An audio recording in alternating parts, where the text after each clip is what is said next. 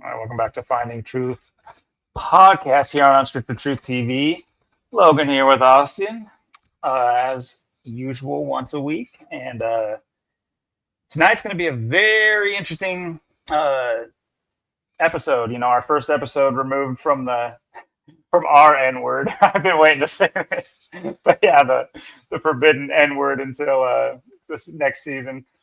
I'll let that just be a clickbait for the comment section if you don't know what I'm talking about. But yeah, so back on the grind for things to talk about in our news cycle and things that come up, whether it's weather related things, things that we've talked about prior have been like music. We went pretty heavy in on Nirvana and things of that nature, but yeah, good to be back talking about just fun off the cuff type of stuff. And tonight will be no different. We'll be talking about the ominous economist cover. They like to put these out every year, and they like to there's always a frenzy about it. Oh my gosh, look what's on it. So we'll be deciphering and decoding it. Lots of good stuff. Austin's done his due diligence, and just in the small amount of time we've talked, we've uncovered even more stuff to it. So look forward to your guys' involvement in covering this as well. Should be a fun one. Without further ado, how you doing, buddy? Yeah, absolutely. Looking forward to tonight. It's not really NASCAR's off season, but it's our off season You in a said way. it. So, and yeah, it's a great time for a lot of people to, if they, don't really care like the sports or NASCAR aspect of the channel. This is your time. It's the off season. It's you got till February, and um, yeah, it's open table. I mean, that's the thing, and you know big reason we cover, NASCAR too. It does equal 56. We know all about 56, not how big and important of a number that is. But yeah, I was, this week, it was like Monday or Tuesday when I first came across the Economist cover. They always come out in November. So, and I've been aware of the cover for quite some time. I uh, knew about it probably since like 2014 or whatever. I know like the 2015, 2016 one, there's had like people on there and stuff. And then the 2017 one was the one I always made a big deal about, especially back when it did came out 9 years ago. I made a big deal about it, what they were showing on there, and all the things that came to pass. And um, that was I always thought that was their best one, really, that they have done, and kind of the most I thought interesting and just kind of most kind of flagrant ones they've done, and just the one I always go back to and I reference when I bring up the Economist cover was that one. Um, really until I saw the one this week. But it's just those things that if you don't you know catch them and pay attention to them and stuff, you kind of miss them. Yeah, a lot of those they were kind of the same thing. A lot of them are the same thing. Like the 2014, 15, 16 just kind of had the people on them and stuff, and then the 2017 one was different. Um, had Trump on there, Trump's Planet, um, quite a bit on there. All the cards. Again, Trump on top of the world. I always talk about that quite a bit. It's like people don't know his book that came out there in 2000 for 9/11, the America We Deserve. A lot of people don't know about that either. So that's why I always got to look back at these things and see. But yeah, there's been quite a bit since then. Like 2020, hindsight's 2020. See how they mocked you with that. Uh, 2018, 2019 were kind of somewhat similar, somewhat different. Um, but yeah, I really think the one that just came out, the new 2026 version, uh, seems to be the probably the biggest one they've ever done. But what I really thought, and I could tell it when I saw it too, it was just like, wow, this is, it wasn't like a surprise, because it was really just an encompassment of everything we've been talking about lately on the channel, and we've been saying all the things we've been covering, and it's just really all of that into one. And it's interesting too, because before I really, I last night and today, I was really just kind of going through. I really started looking at, putting gematria into this cover. And last night and today, from what I found is this whole cover is made for gematria. If you don't know gematria, if you are new to this, don't know about it, don't believe in it, don't think it's legit, you're not gonna understand what this is about. This cover specifically was meant for gematria, so everyone in the gematria community really should be digging hard on their heels to get this information out, to share this, especially this cover, because it's very flagrant what they're showing. I mean, it's just it's undeniable when you know gematria, the numbers, what is being represented.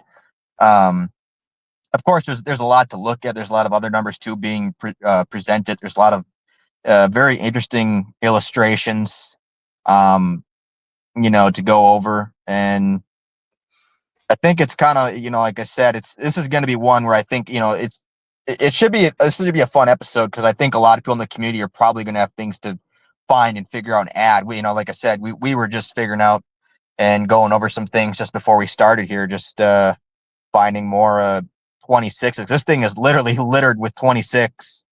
For going into 2026, you'll find a 26 in just about everything you look at, one way or another. And yeah, there's quite a bit on here. It's very interesting too when I first saw this, because you can just tell the symbolism, everything it's showing. There's quite a bit with this. It's obviously it's big because you got, it's the big. We're going to the 250th birthday for the USA, so that's a very interesting number. Just because it's still technically 2025, especially even until April 1st. That's why April Fools, the same, it's conspiracy and trampoline and stuff. And we'll get into that as we go through these images one by one, because a lot of it's there's a few things that are a little hard to figure out. That's why it's interesting to hear from the community what they can figure out too, from the things we haven't really figured out. There's just so much things on here that, like I said, all lead to kind of just one direction, one thing. Of course, like I said, with the 250th birthday of the US there, and how that's all, this is all synced up for the big 26. We were talking, just episodes, like I said, death equals 25 as well.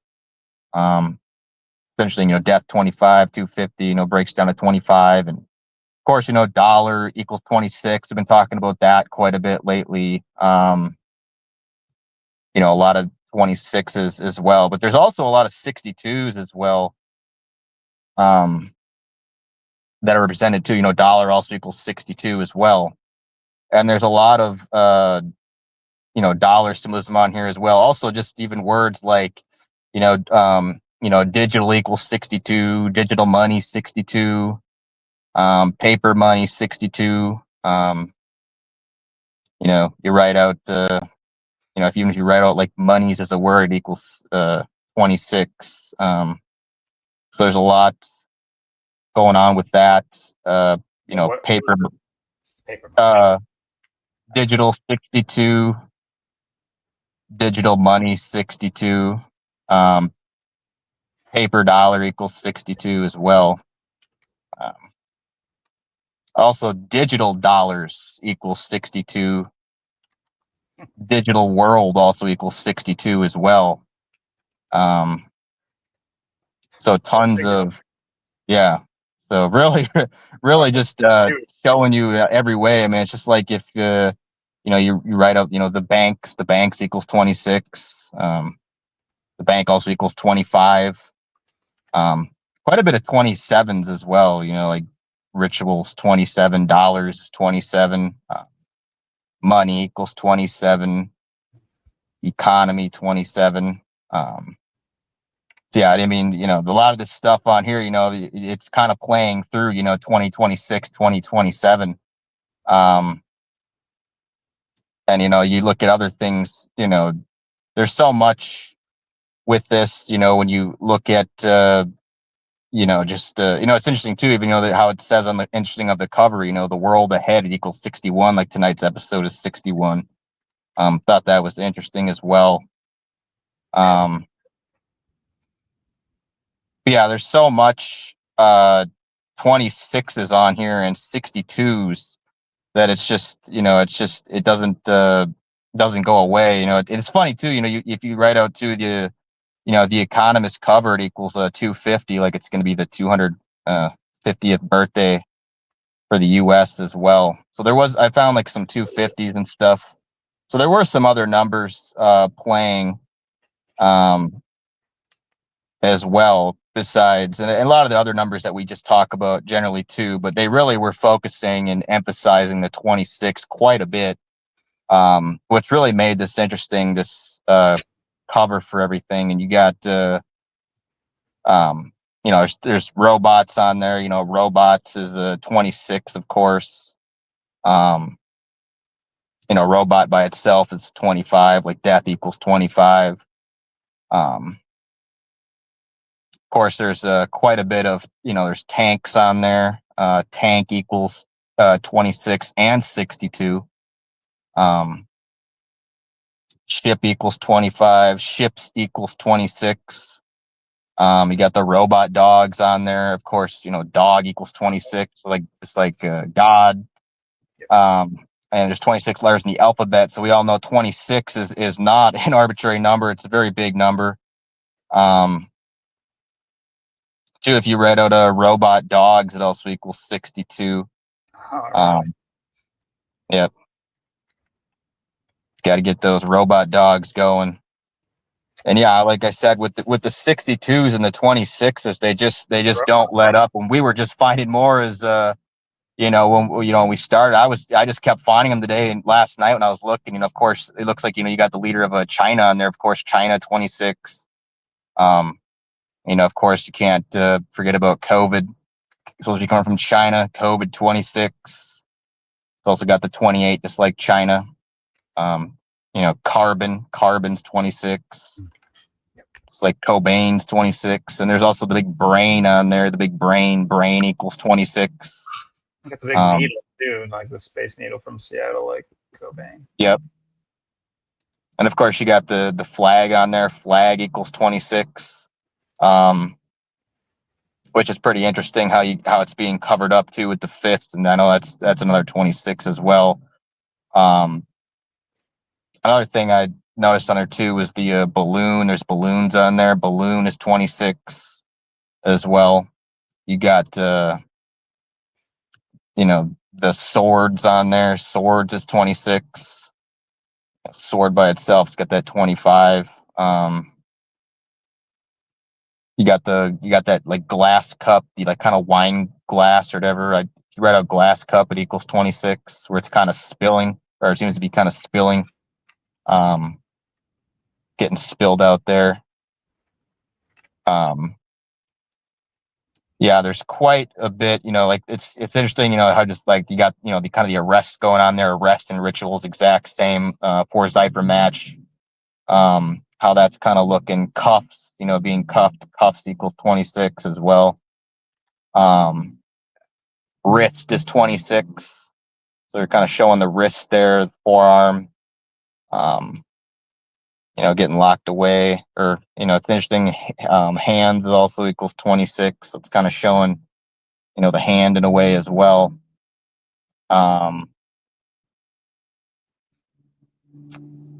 It's interesting too how, there's the ice cube melting. If you write out melting ice cube or ice cube melting, it equals 250 as well, going along with the 250th anniversary. So found that quite a bit interesting. That I've seen that 250 a few times. As well, we were just looking too. We were going over looking at you got the voter on there voting. 26. With the guy voting, you got the skier guy on there, a guy skiing. I think that's also 62 and 26 skier. And then you got what looks like an athlete or a guy running, and that if you write out athlete, it's 26. There's quite a bit of. There's also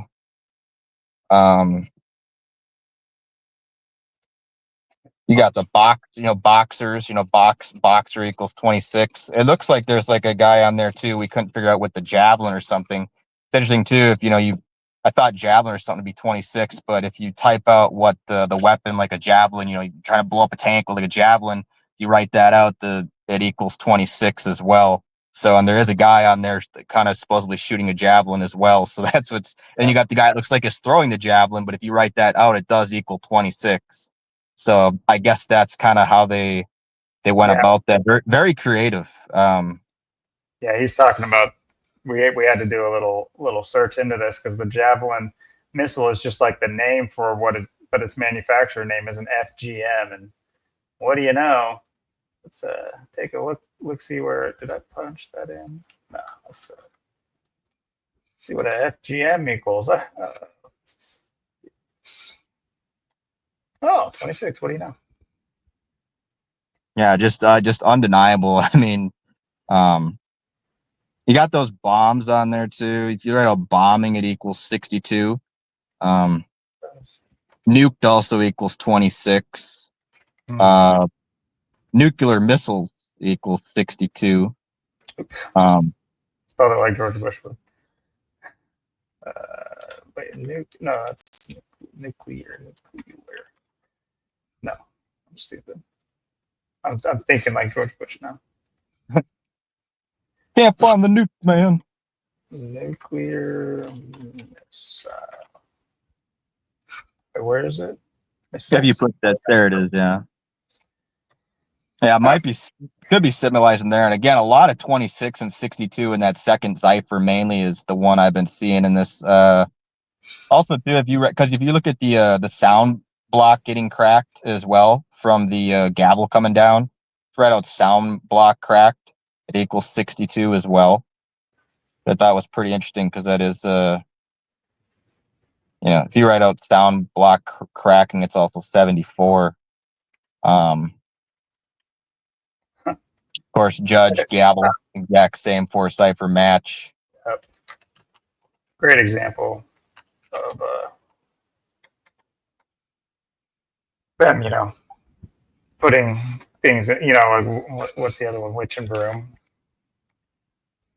I believe. Yes. Just like, look at that. I mean, come on now. Like, why does a witch need to ride around on a broomstick? Well, now you know why. Exactly.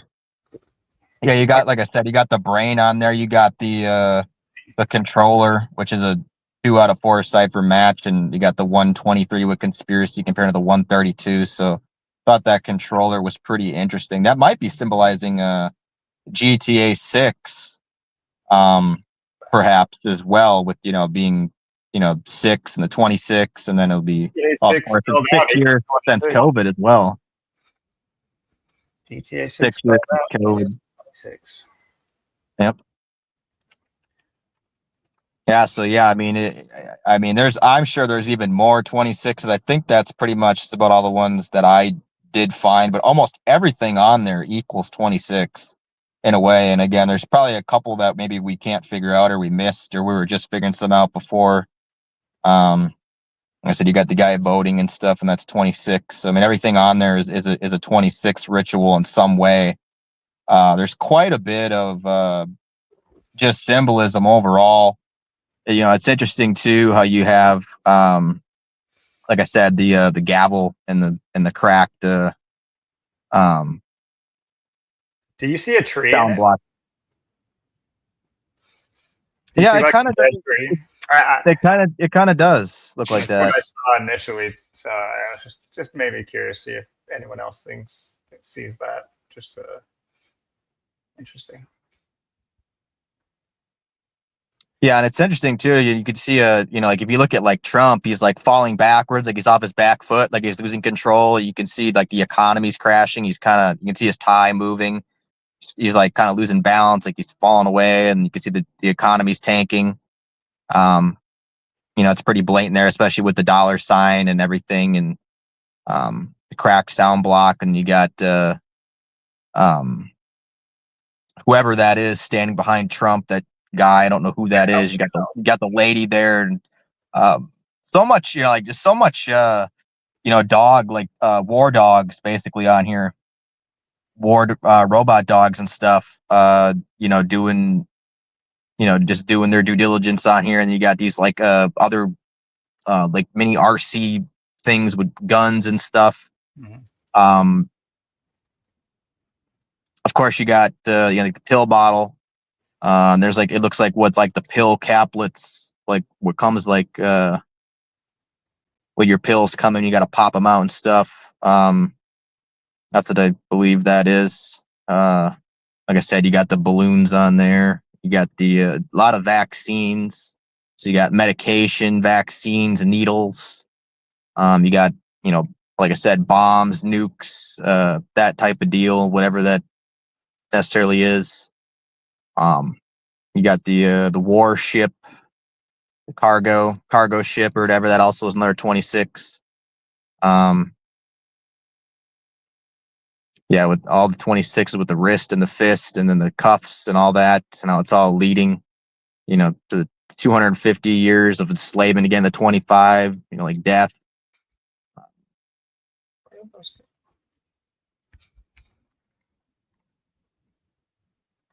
Yeah, I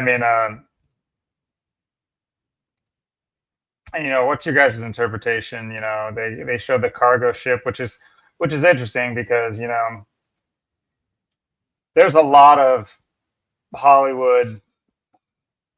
It's like the villains almost always do their business with a cargo ship. Funnily enough, it's like even in video games too. Like I can remember playing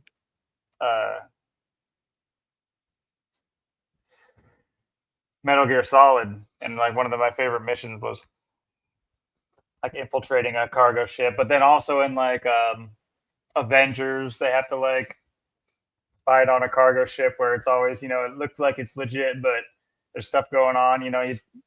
There's movies about kid. Oh wait, Dexter just recently. They were trafficking children through cargo ships and stuff like that. Um, so here they show they're just fake cargo containers. Really inside is cannons. Also, like what's cannons? Cannons 26. 26. There we go. Yep. There's always more. You see that? There you go, guys. It's not just we're not cherry picking here. This is everywhere you look, like you said. Now, and there's lots to be said about each and every one of these things. Whether or not we're going to get around to talking lots about each and everything, that's debatable. We'll see where it goes. I know one thing for sure. Oh yeah, am I tripping? Eyes? No, not eyes. Pyramid. Anyway, interesting. Just double checking something. But you have this weird like old school. I say old school, but that's not really the good terminology. Like an older like sailing vessel. Now, to me, these guys look potentially Arabic, and they have an interesting little eye shape here. It's almost like a trick of the eye too, because it does kind of look like a fish in the water, coming up out of the water. But they're obviously drawing. It's even funnier too, because this looks like the vase of Aquarius, and Aquarius does have that symbol of like the two little lines like that. Is it the age of Aquarius that we're moving into? I don't know. Anyway, but the symbol for the Aquarius is the pouring out of the water in a jug that looks just like that. The more I'm thinking about it, let me see if I can pull that up. Aquarius symbol. Sure. Yeah. See, it doesn't really have the. That's not the best sign of what I'm talking about. Oh damn! See, hey, this actually shows the guy with the handle of the vase, though. See, here we go. It's hard to exactly see. These are like new agey ones, apparently. Here we go. See how it has the like double handle, and then the symbol of Aquarius is like the water, like that, which is kind of like looks like what's on this picture or what's on the vase if you look at it. What that would mean with this, I'm not sure. Looks like he's either got like some sort of chum bucket. I don't know. His hands are doing some work in that bucket back there. Not sure what's going on. My initial thoughts were something to do with like spice trade or some. I'm not exactly sure, but it looks, there's lots of talk about, trade routes and everything being a big deal, and with Israel and the Middle East and things of that nature. You got the canals and things of that nature that have all been up for reappropriating. So I don't know if there's symbology in that. I mean, someone could have already potentially broke this down, but it's lost on me. Like I said, I mean, I'm not 100% on the headdresses, or I mean, I kind of am, but I'm kind of not. It's like almost like it's almost Masonic. doesn't it kind of looks like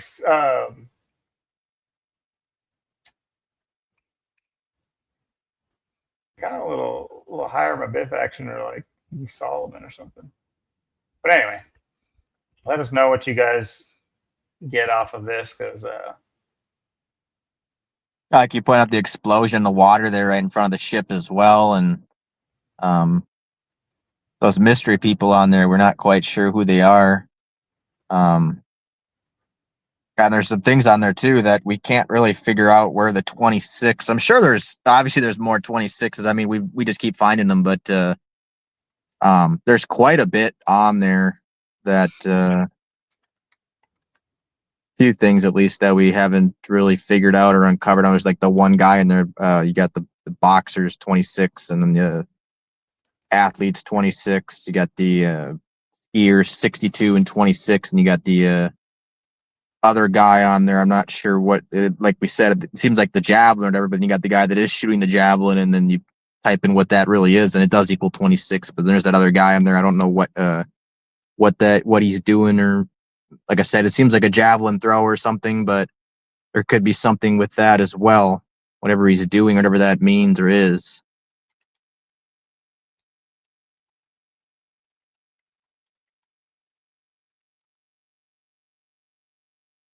Javelin Pro.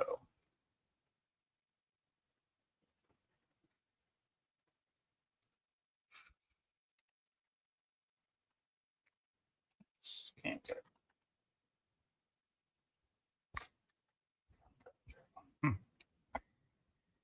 What is throw?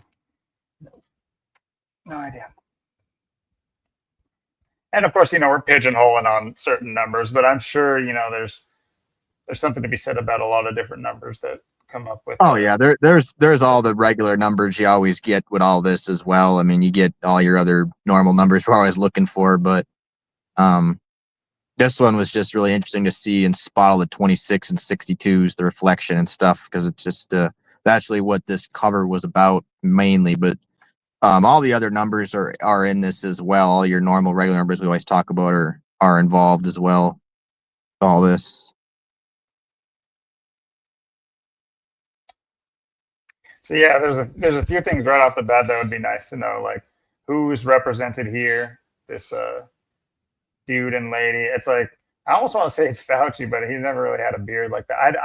It's like it's weird, because it's like I don't know if it's like from a movie or something, or where I'm placing this like look, but it's frustrating me because I am not exactly sure of who would represent on the world stage, but it's some sort of scientist with like it's not really a life jacket. It's like some sort of weird vest on, but he's obviously got the lab coat on underneath. It's either a lab coat or could be, I'm not sure. He's got some weird like slippers on, so maybe there's some like, I don't know, Arab nation or something like that. Not exactly positive. Not sure who this is either. Yeah, it's interesting. It's like it almost looks like she's like walking behind, like she's almost controlling the RC gun thing there, just like shooting or something. It's weird. You got that satellite dish too. I was trying to figure out where the 26 fits in with that, or what that's all about. The satellite or satellite dish or whatever. Dishes.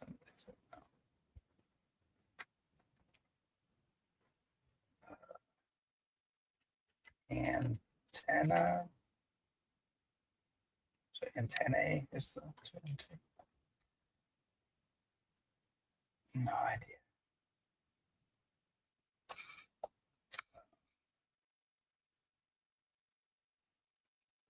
Radio waves. It doesn't have radio has the 4788. That's something to keep in mind. Yeah, a lot of 47s, a lot of 88s and all this stuff too. There's a ton of 88s in a lot of this. Of course, you got Trump right there on the front and center. Mr. 88 himself. You got to sell. And, of course, they put Trump next to the gavel. 88, 47, 25, just like Trump.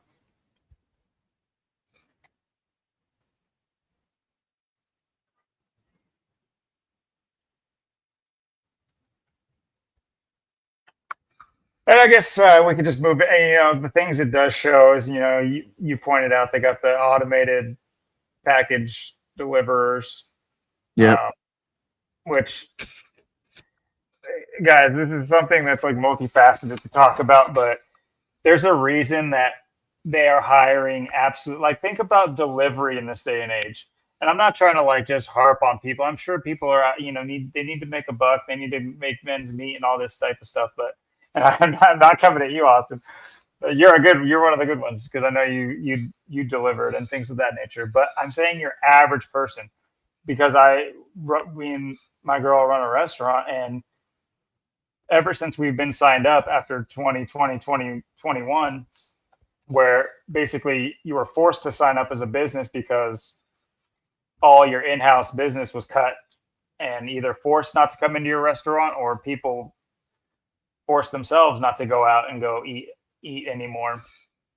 But Uber, DoorDash, all those things, I mean, these guys are a step away from crackheads, and that goes the same for like Amazon delivery. It's its own thing on YouTube, is the inept Amazon delivery drivers that are constantly getting in trouble. There's a reason they hire them. They want those guys representing delivery drivers because they want a reason to phase them out. They are going to be phased out, and nobody's going to feel bad because the average delivery driver right now is absolute ass on purpose. And they steal your. I mean, think of all the Uber drivers supposed to bring your food, and that's its own thing on YouTube, is catching the Uber Eats driver stealing food and everything like that. And then there's the quiet quitters, or not the quiet quitters, but the ones that are going to quit, so they just steal food and to see how long they can just keep working and stealing everybody's food until they get fired, type of deal. Because there's no bosses. That's like one of the perks of these delivery things, is you don't have a boss. You don't have it's not a step down type of system. So you have no one with direct oversight over what you're doing. It's like it's an insane amount of trust for how low trust society has right now, but it's just given to crackheads. Go ahead, crackheads. We trust you. You're going to do the best for everybody. You're not going to spit in anyone's food. You're not going to go stealing fries. You're not going to steal a nugget or two. You're not going to touch people's food. And you just think about that too. It's just like, you can't go into a restaurant or if you do go into a restaurant, you got to enter with your mask on, sit down, then you take the mask off, and then you get mad if your waitress or your waiter mask slips. Oh my God! It's like, guys, this lunacy needs to stop. But you trust some guy in his car taking your food from point A to point B. How do you get your mind around that? Not knowing it. Like, if you really had to know where your food was and know it wasn't touched, how did anyway, we could go on and on. I'm sure that we're a few years late on this discussion. We've already touched on it before, but yeah, this is all stemming from this robot delivery driver, because they've already tried out self-driving pizza cars, and they made them fail on purpose, because there will be, you'll see, there'll be, I think when it comes to that, there's going to be an all-in-one. That's where I see. That's what I see happening is that you're going to get this conglomerate, and then rather than Domino's have to give up a bunch, like set aside a bunch of their assets and money in order to work on a self-driving cars because they're a pizza chain and they need to have their fake cardboard dough and their fake tomato sauce and their fake meats ordered, and so they have all this tied up assets rather than go separately also into self-driving cars. If you guys don't know what I'm talking about, Domino's has tried they might still be doing it, but there's a lot of instances where they failed and like they've hit curbs and they've hit other cars and things of that nature. But they're automated driving things. You just go up there and you like, it has a little like inbox where you walk up to the car and you put in your code for your pizza or whatever, and the door opens and you grab your pizza. Anyway, they're failing those on purpose, I think, because I think they'll be in a conglomerate like Amazon will also have a Domino's feature. And so like Amazon will have the infrastructure for all of these things. All they need now is, Domino's, central Domino's hubs, and they can, or any chain, enter fast food chain, and they can integrate that into the already made system of automated delivery. And that's what I actually see for all the hubs. And I think that the Amazon hubs, that is, I think that there is initially they will pack it full of people that will uphold the lie, just like NASA. You'll have a bunch of people who work at these sort facilities and they say, no, where there's hundreds of people in there. They're sorting and they're gathering your orders. It's like, okay, now they are. But how simple is it going to be for them to take down those conveyor belts and implement their robotic system without you in it? Now that they're established, you can't kick them out now. Now they're already paying taxes on. They own their land and they already got it because the city zoning let them be there. And you look at a lot of towns that have fought back on having an Amazon or a Walmart or this and that. And I think that it's a little too late at this point. They're already well established. Most towns have one or two of them in their city limits. So, but yeah, I do see it as like the pre, like automated everything world. And right now there's a reason why it's so shitty, is so that we doubt human capability, because human capability is failing, and they'll make it so obvious that you won't mind finding out that your delivery is coming from a robot. That 98%, 95% of the time, I'm sure it'll say 95%, doesn't fail. Get your stuff right. So that's my take on it. What do you think, or about any of this cover? Yeah, 100%. And even when I was, taking my classes, back in May for, my caretaking thing, that's what they were talking about in class. If 2027, there was going to be, self-driving cars, driving people around and stuff too. So, I mean, even like for a job like mine, just take care of people and get people, around and stuff.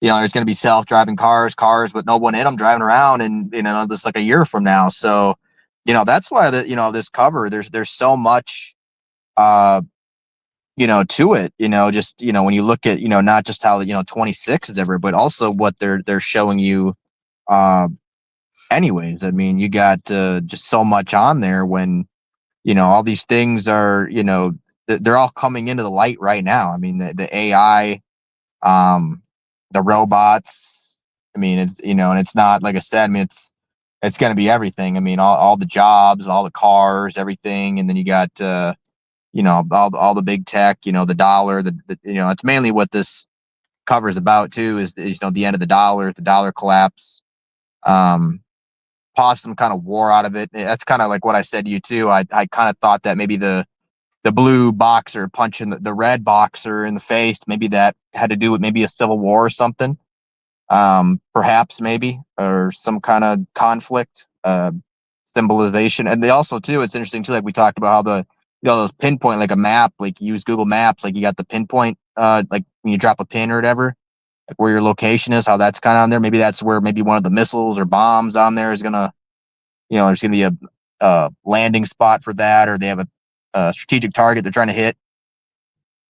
Could symbolize that as well. You know, especially when you look at everything coming, with what they're showing. It's obvious. It's you got the like I said, cargo and cannons, 26.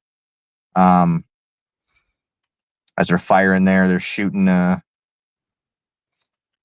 cannons there. It's interesting too. It's like, is it are they showing like I said with Trump, he's off his back foot. He's like falling away. The economy's crashing. You got these people on there. We can't really tell who they are, but Trump is, it's like I said, is it, GTA 6 equals 6 with that controller and that brain. You got and it's wrapped around the swords.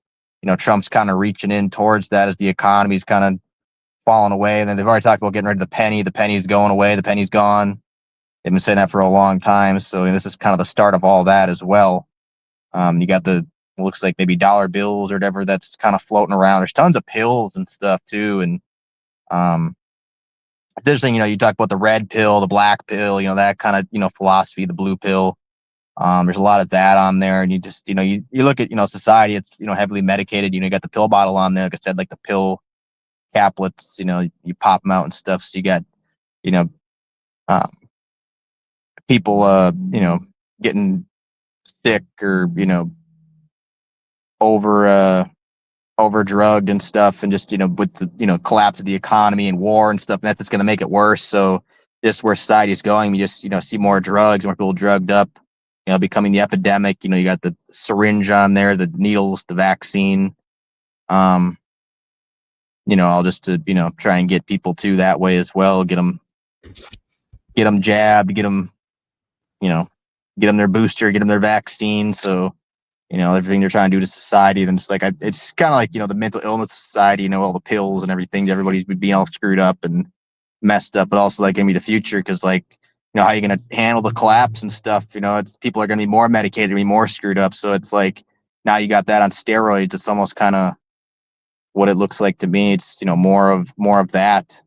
But yeah, there's a lot of little like RC stuff on there, a lot of little RC robot stuff, like some mini stuff on there. It's in some spots it's hard to catch, but this is what the future holds. And that's why they got those aren't just those robot dogs. Those are war robot dogs and stuff for collapsing economy and stuff. You don't need troops and other stuff like that. You can just mount a machine gun on the dog, and like I said, dog 26 and everything. So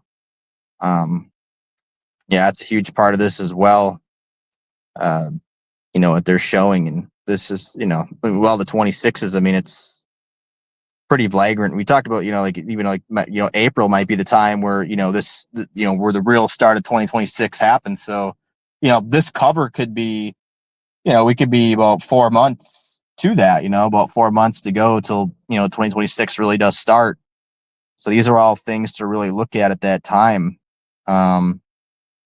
Starting and going into 2027. These are, there's a lot of there is quite a bit of 27s you could throw into it as well. And of course that'll just carry us into the next year. Whatever plays out might play out in 2027 to 2028. So there's everything going on right now. We just like last episode we were talking about the government shutdown and stuff, and then this literally comes out like as the government shutdown ends, or was about to, either it ended or was about to end or whatever, or while it was ending, then you get this cover. So think about why this cover comes out after that and everything. I mean, why do you, like I said last episode, what do you think that government shutdown really was? Yeah, they announced the end of that shutdown like during our podcast. Yeah, just to what? Just to give us this. Mm-hmm. Yeah, I mean, there's so much interesting stuff about it, and at the same time, I'm not sitting here glazing it either, because, in my opinion, I do think it's lazy artistry, lazy like political art. I do have a question to pose to the community: are these magazine covers predictive programming or just bad art? They could be both. I think they are both, but it's the collage. They go from a collage heavy. It'd be interesting to see like how they do it too. Is it like groups of 4? Looks like it. 97. Oh no, they did that more than 5 years. That was like they thought they were cooking with this one.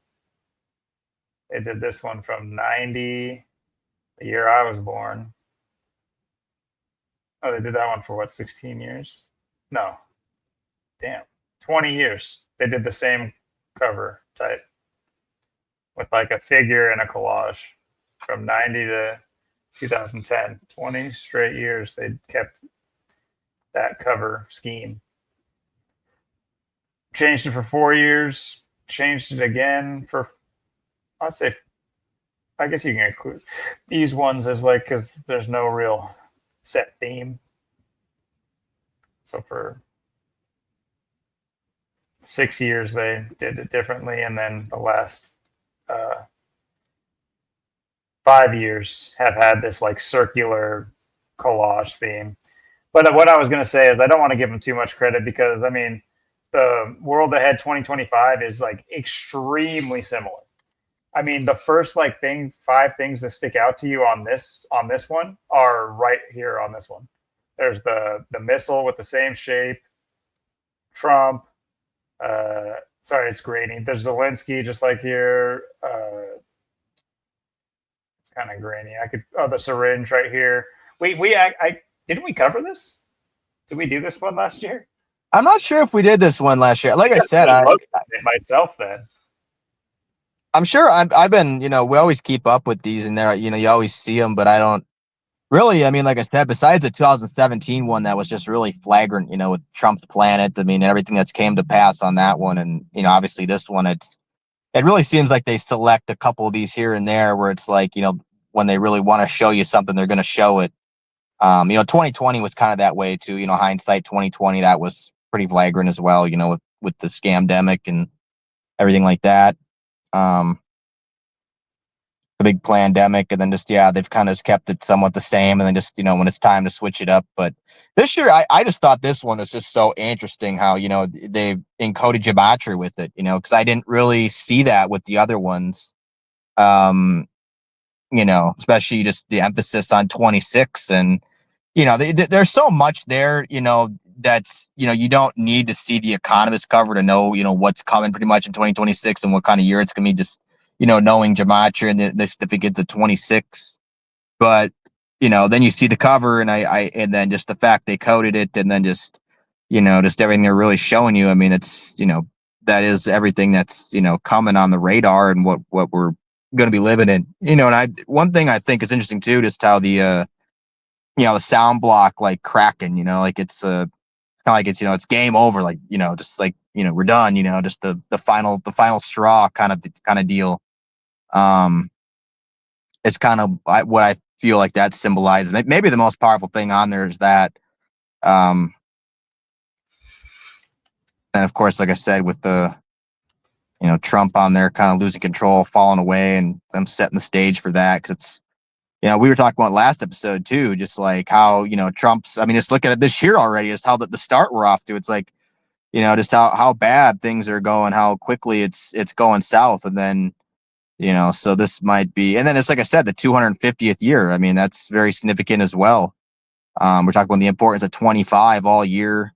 Like I said, death equals 25, and it could be death of the dollar. They're getting rid of the penny and stuff, so you have that symbolism, and it is weird, like you brought up too, how the fist and the wrist and the cuffs are right in front of the American flag, kind of blocking it. I think that's also very interesting on there. Yeah, it is quite interesting. I'm trying to think of anything else that like piqued a discussion. I will notice that this is a scimitar, or could be a rapier. Actually, let's see. Let's see. I didn't look at all the. Either way, I noticed that rather than it being like a coat of arms type situation, they're two different swords. So Yeah, it's warring. They're clashing swords. It's not like a right. mounted fireplace, it's like a war. So Yeah. also, did we is what's the, uh, anyway, just checking. But I think this is a direct image. It's like basically copy and paste and cartoonified of his motion when he fell up the stairs, just like Joe Biden did of Air Force One. Interestingly enough. Uh, but yeah, something that we can get you guys' help with. I'm pretty sure this is Benjamin Netanyahu. Pretty sure this is Xi Jinping. Not having any idea who this guy is. I don't know why. I'm not sure who that guy is. All blue suit. Not exactly sure. So there's that. Obviously helping us out with this scientist and lady right here. There's the other blue guy by the tank. I would say that that's Zelensky just because he's in casual dress and everything like that. It looks like him. And he Zelensky was on the last Economist cover as well. So another throwback. Things really haven't changed, have they? It's interesting too how you got the sword, how that's that controller cord, it's wrapping between the brain, like I said, brain 26, and that's how it's wrapping uh around that sword tip. Like you said, like the swords are kind of fighting, they're going at it. So it's kind of like the mind control battle, mind control war. Control your mind. And the clash of that. Like I said, that the controller might be kind of maybe symbolizing GTA 6 or just maybe kind of more mind control, brain control, and then just I almost think it's positively saying mind control. It's like mind control. Because people call they're called controllers, but people call them a control all the time. Like I used to be I used to game a lot on console, and I was in what they like to call clans. So guys, you're talking to a former clansman. plans. But yeah, people call them controls all the time. Where's my control? So it's like the new vernacular for controller. Most people don't call them. I shouldn't say most people, but a large swath of people just call these controls. So it literally is mind control.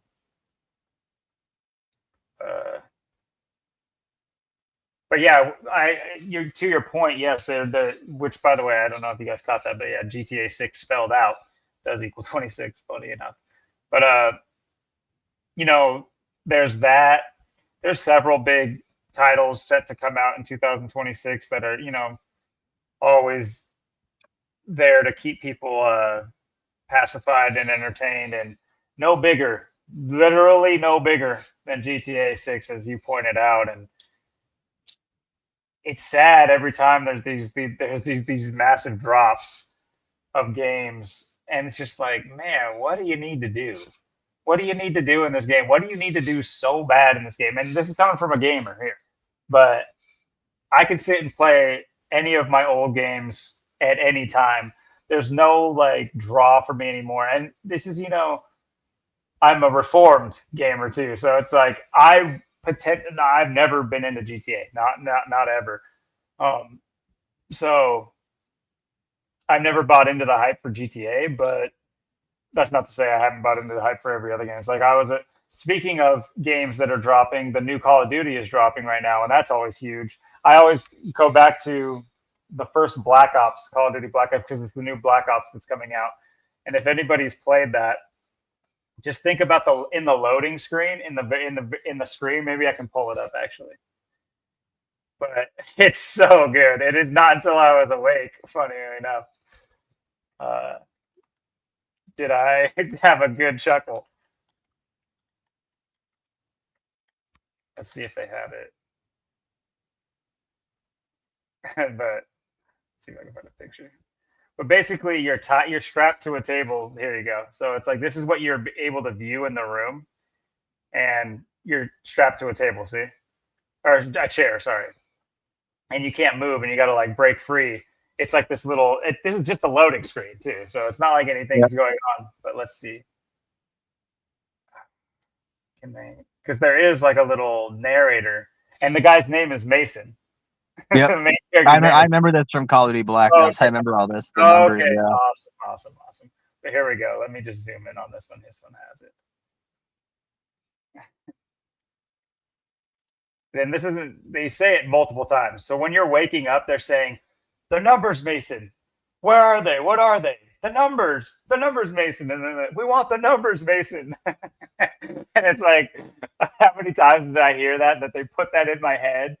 And if I were to just stay asleep, I would never even like think of it a second time. But as soon as you wake up, you're just like, holy shit, they do not hide this stuff. The numbers, And Mason. that was back in 2010 when that came out. That was half my life ago already. Over half What do of it. they mean? Crazy.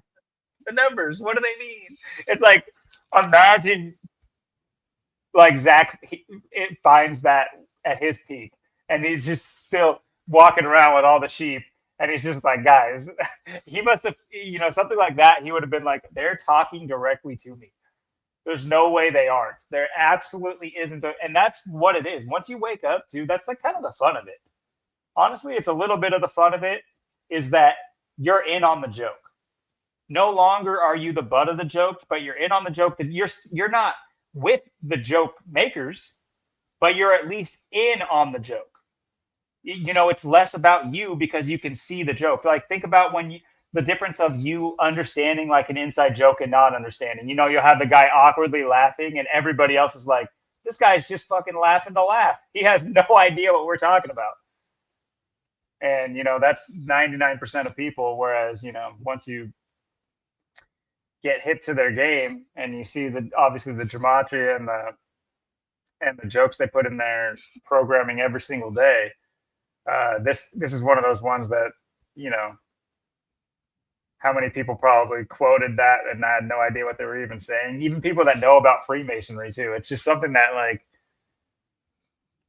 I don't know. They just Yeah, get away. it is really interesting when you think about it. Yeah, because I remember when that came out in 2010. I didn't know gematria. I always knew there was something in numbers my whole life. I knew there's something in numbers, but that's what I always thought was funny at that game. I'm like the numbers. This guy's like me in this thing, but I didn't know gematria. I didn't know Zach. I wouldn't know Zach till I didn't discover Zach until like May of 2014. So I wouldn't know Zach for like almost like 3.5 years to go yet. And Zach didn't know gematria for another 3 years. So it's like, this was before, people knew about this information. That's so interesting when you look back at that, like how long ago that was, that was half my life ago already, we didn't know about this, but we had a clue. We knew there was something numbers, but, even though, no one was making, gematria videos, people weren't talking about this stuff and it wasn't known. It was still always there. And, um, you go back and it's like, yeah, absolutely. It's, that's the thing too, like, there's reasons why, like the Call of Duty franchise and, Grand Theft Auto and these games and stuff, they, have these, big franchises and audiences too. It's just like, it used to be, the Call of Duties, they were the first three were World War II. Then they changed it. Call of Duty 4 was, Modern Warfare there in 2007. I remember that.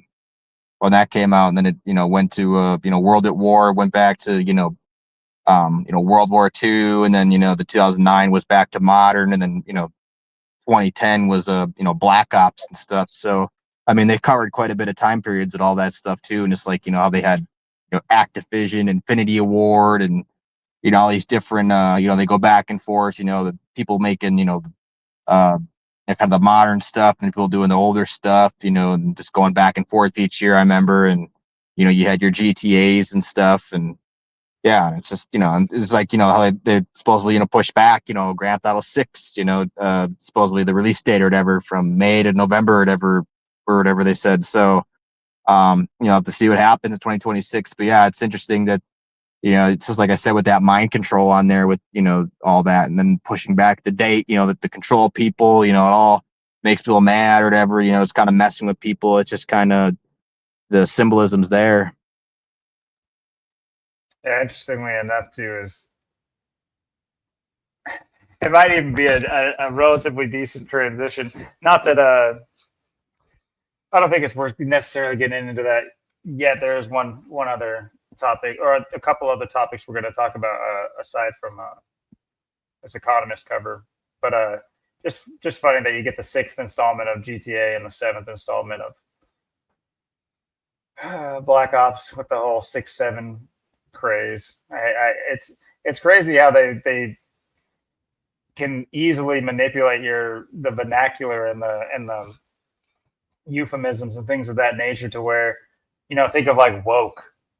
It's just like, no, who wants to be considered? It's like woke was like the original awake type of mentality where you were woke, meaning you were, hip to, masonry and manipulation and government. And then they turned woke into being like liberal. And then it kind of went back to being,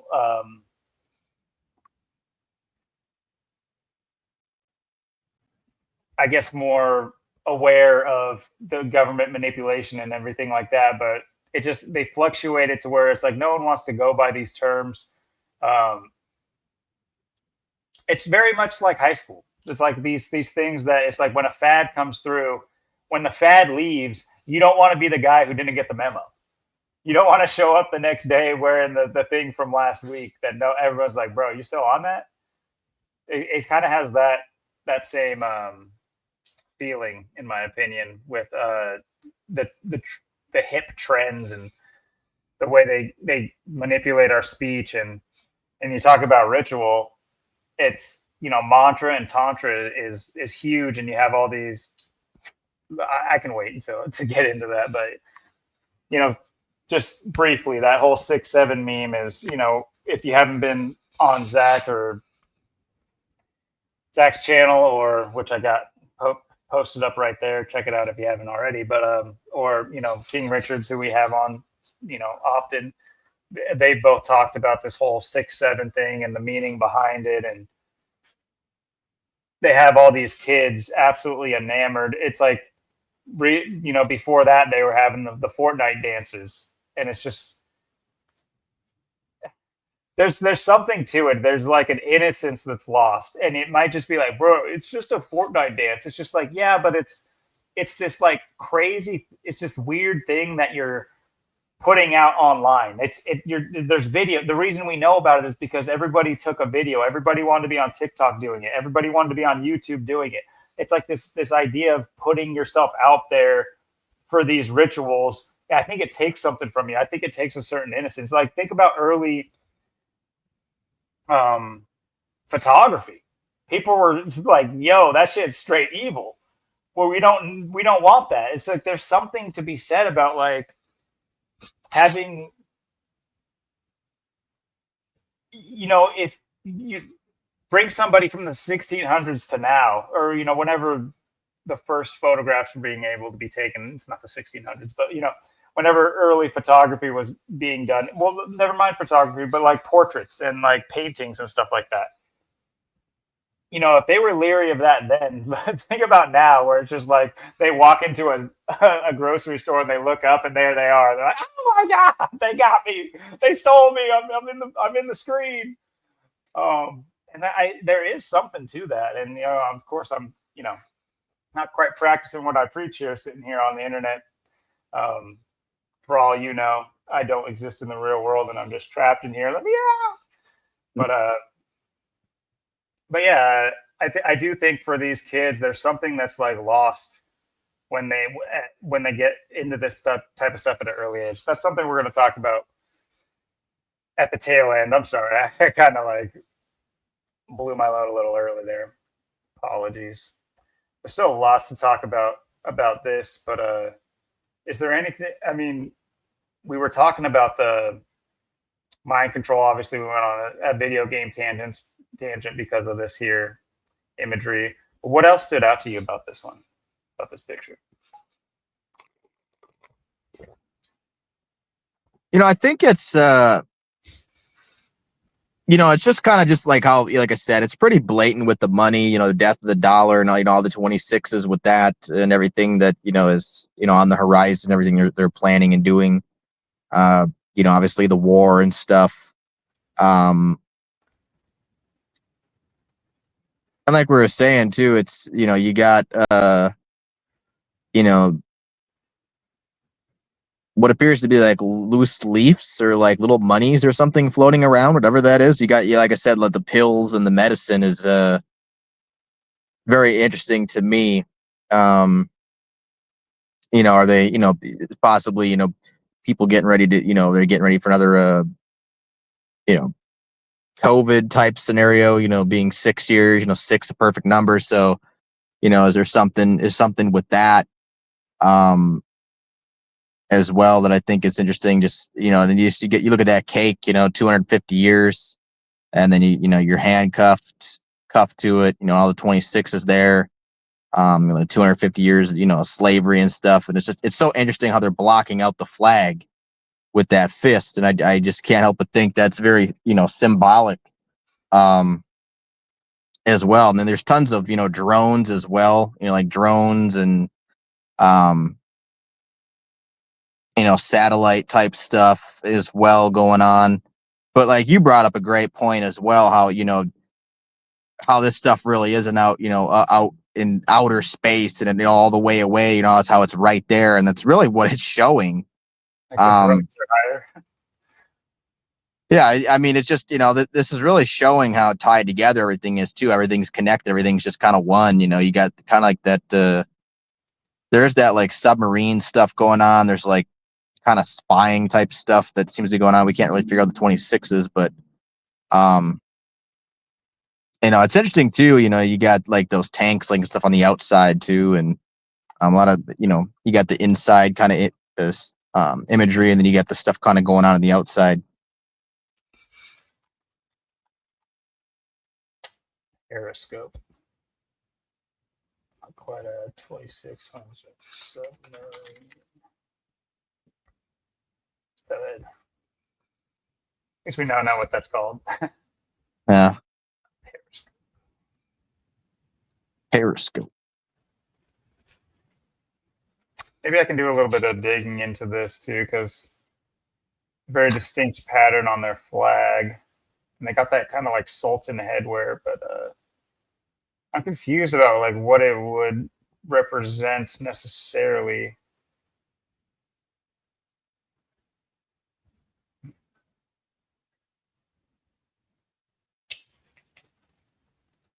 Uh,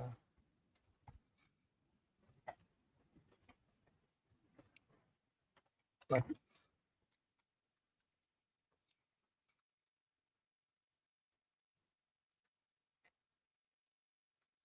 obviously this is older. Maybe it's not a Sultan. Yeah, they got that. There we go. It's almost like a papacy type hat too. So maybe Roman Greek is more likely. Uh, Old Greek headwear.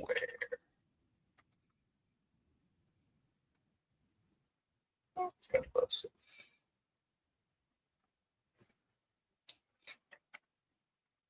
Yeah, let us know if you guys can easily tell what's going on there. Exactly. Also, that motif. I wish I was. I mean, it almost looks Native American. I've mentioned that, but obviously that's not.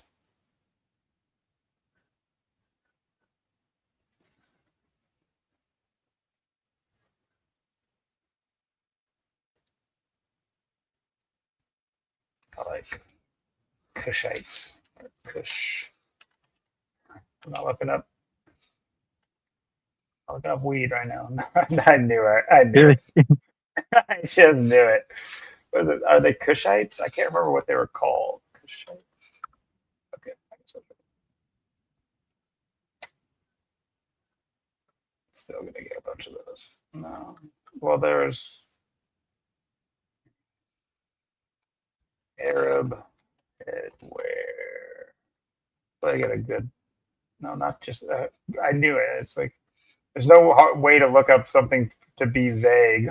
When you want it to be vague, it's ultra specific. When you want it to be specific, it's ultra vague.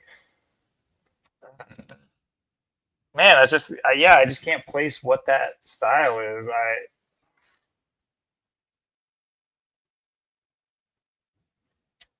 What would I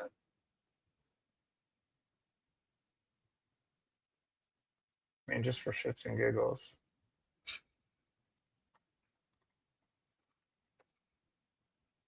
I mean, he had a crown, but what about like good old harem of it? Or look at the king attire, maybe. See, but Hiram Biff's kind of got a hat like that. Yeah.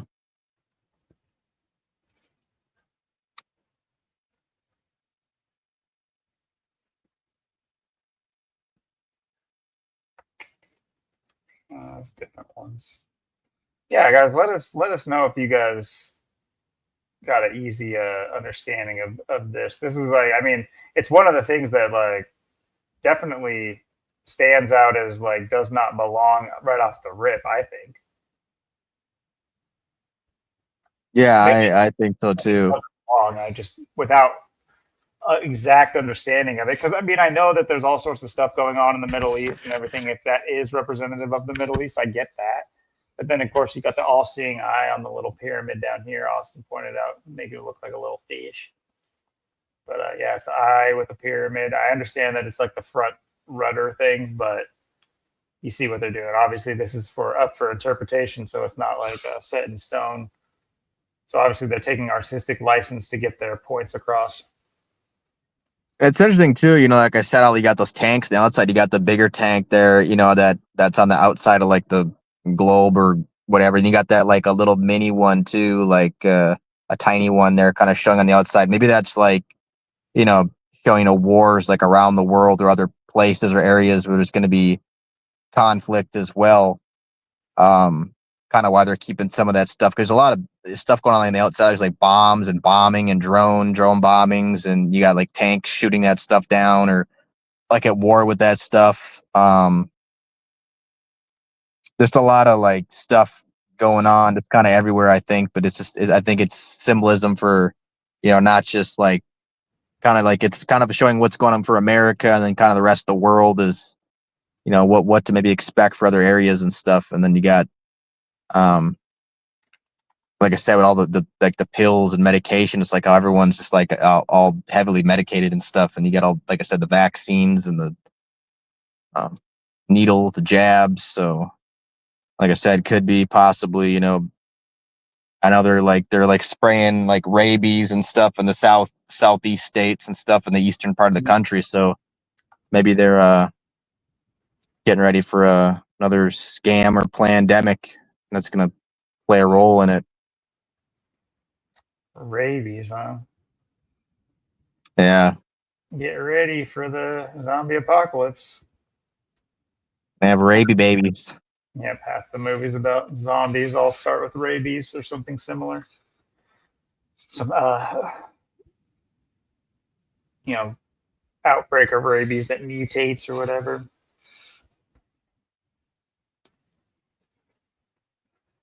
Yeah, let us know what we missed about this because there's definitely always more.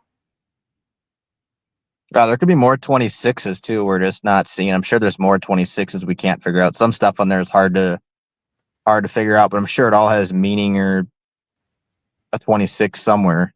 Just like you see all that um satellites and stuff too, just dishes, maybe, could be the surveillance state, of course, spying. Um, kind of goes in with, the control and everything. And then you got just um kind of like showing like, you got what's coming to America, but then like also what's coming to the whole world, really. So you kind of have all that in there. And it's just like I said, you got, like the Chinese leader, and you got the one guy we can't figure out, and you got just, it's very interesting how, just even like the things like the glass spilling in the ice cube and all that stuff. A lot of little details, balloons, and any way they could find to get a 26 on there, they did it, or a 62. Interesting to represent it using a soccer ball too. I mean, where's the next World Cup taking place?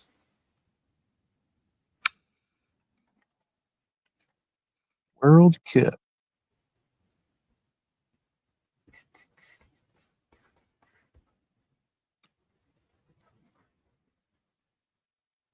North America, which ones?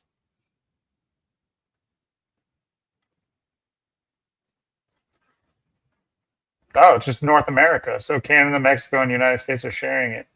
But where? Huh. What about the final match? That's, I guess, the most important thing, right?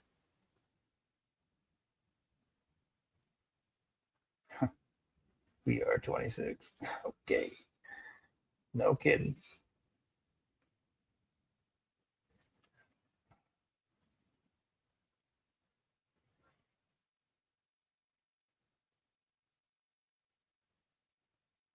Oh no. Okay. The main host country, it will be in the U.S.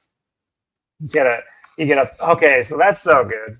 That's so good because like, wasn't the last World Cup synced with Pope Francis, and then now you have an American Pope, and it's the World Cup's hosted in the United States. And you got Pope and death and all that equal in 25 and 2025 and died in April and stuff. So yeah, it's all big symbolism there. What does FIFA stand for? Like Federation International Football Association or something like that. It's my best guess. Federation International de Football. Damn. Okay, I got cut. D in there. You've got a D. Where's a D? Dah. Dah. There's no D in there, boy.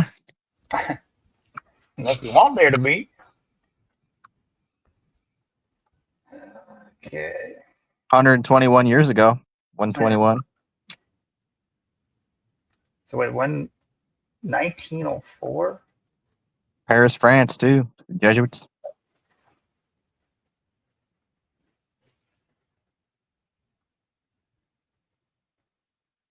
Interesting.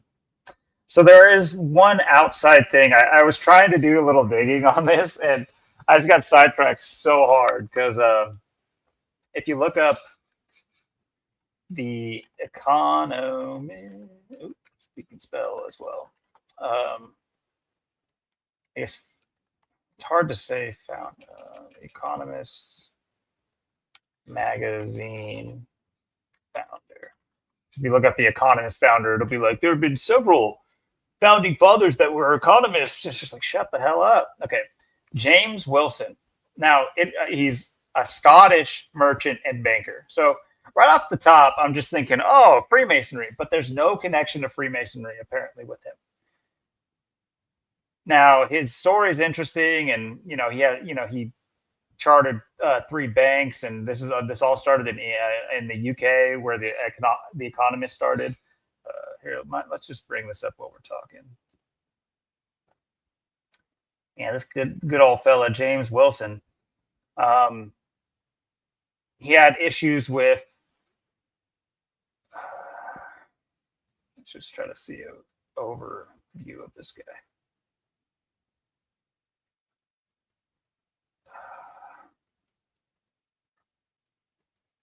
Long story short, he got the East India Trading Company was located had a headquarters in India where because they had strategic hubs to make basically, and the guys that deserves its own rabbit hole episode. The East India Trading Company, what was it, Columbia Fur Trading, all these things, early American and before, these trading companies that have become, and they still exist to this day. They just have different names, just like everything else. Just like no one wants to hear BP because of the oil spill. Well, BP owns like three of the main gas stations and oil companies. It's just they don't go by BP anymore. It's just that simple. But this guy headed up a charter of the East India Trading Company, and during a revolt, after like a coup or a revolt from the people that they had working in. Let's see here, man. I did a brief overview, so sorry I don't have like all the thoughts clear here. I should have maybe taken notes. Either way, he's in with the Rothschilds and all these other things. It's definitely worth looking this guy up because it's very interesting. What is even more interesting is he shares the name James Wilson. If you let's see, he's considered a businessman. Funnily enough, he died on August 11th. It's a great day. But here, let's just really quick. James Wilson. And what I did was I looked for James Wilson Mason, and just to see if. And now look at this. The other famous James Wilson. He has barely anything on him about him, but he's the Orange Man. I just thought that was interesting with the Orange Man bad whole thing. You know, he's still called the Orange Man to this day. But this was a founder of the Orange Institution. Now, why I found this interesting is because everybody's always just like, Trump's not a Mason. It'd be evident, or he would be known as a Mason by now. He just does a lot of business with Masons and blah blah blah, whatever. But this James Wilson, the guy with the same namesake as the founder of The Economist, where Trump is on the cover every year, he founded the Orange Order, which was basically a response to Protestant homes being attacked by, I believe, Catholic infighting and things of that nature. So this is like very similar to the whole Martin Luther situation. And Wilson, being a Freemason, appealed to the Grand Lodges, and they declined his seeking of help from them. The Masons refused, so he formed his own branch of Freemasonry called the Orange Boys or the Orange Order, and they even started like a newsletter and everything. Or he announced it in a newsletter. So it's just like the parallels are really weird. And you have this guy who's like a overt Freemason, and he goes by the Orange Man. It's so funny because like they call themselves the Orange Men because of the Protestant William of Orange winning over his father-in-law, the Catholic King James II. So you have this like, King James of Scotland, and meanwhile you have James Wilson, of the founder of The Economist, of Scottish ancestry. And you think of Freemasonry, you think of Scottish. Anyway, so this is what I was explaining. I'm sure there's more to think about here, but like the synopsis on this guy is very, very short. So I was trying to look in more about this guy, but like when he was born, anything like that, I couldn't find anything to do with it. So it's like there's just like this little manufactured man in order to, I don't know. He prophesied that he would light a star which would eclipse them forever. Anyway, I just thought I'd share with you the tangent I had to go through trying to do some research on the James Wilson, founder of The Economist. But I didn't, and because of that, I really didn't find anything crazy about the James Wilson. But let me know if you guys, did any digging on this guy, or into the history of The Economist, and maybe if that has anything to do with any of the covers or whatever. But I guess it's interesting too. International bankers equals 222. So what's even funnier? James Wilson was when he quit his hat making business.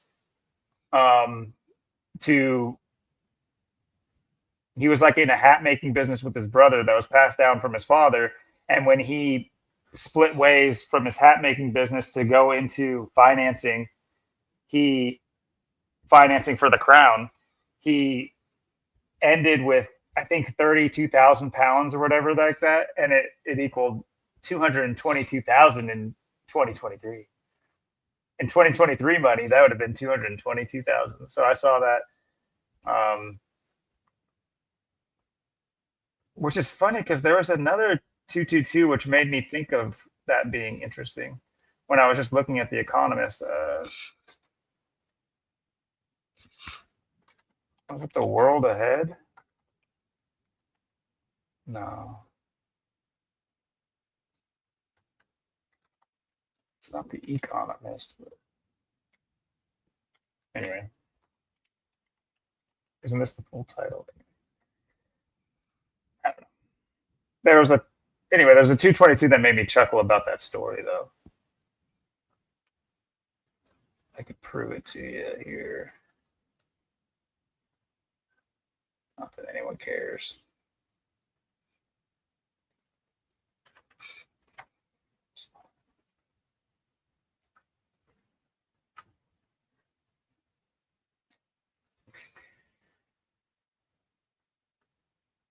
Was it early life or something? It might. It actually might not have been Wikipedia I was reading on. I don't think it was Wiki. Or wait, is this? Was it? Anyway. Oh, okay. Never mind. Sorry. I'm on The Economist. I need to be on. Here we go. Here we go. What the brothers left Scotland and migrated to London with a gift of $2,000 each, equivalent to 222,000 pounds. Those international bankers, 222. Yeah, that's a good catch because I was going off a different 222, but I mean obviously order out of chaos. Oh, that's what it was. That's what it is.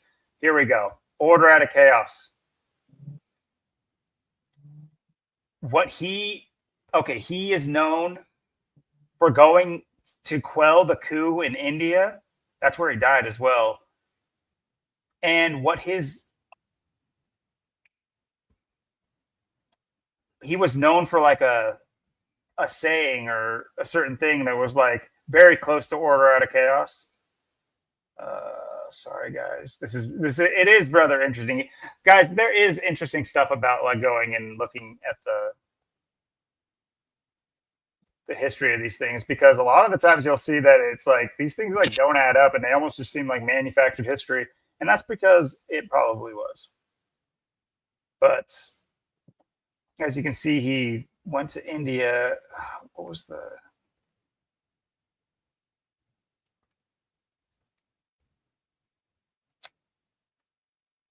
gosh, I'm sorry guys, but it is important, this particular part.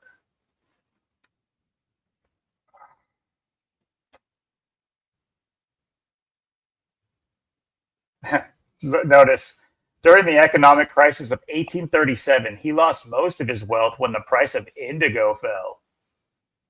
A blue hued dye. Yep. Wow. A dye tanked the stock market or the economy. Interesting. Probably not important today. Gosh, dude, it's a specific saying of like when he went to India, he like quelled a rebellion, and it was like he was known for like it's basically says order out of chaos, but it doesn't. It's like in so many words, it's a different saying. I thought it was in quotations though, and now I'm just not. I'm looking. Maybe it's because I'm looking for quotations when I shouldn't be. Or very well, it could have been on this page. I'm not sure. Sorry, guys. It's like, well, what is this guy going off on? Yeah, I don't know if I've read this. That's just a damn shame. Let's see here. Let me just for my now because I don't want to appear crazy. I have to. James Wilson order from chaos.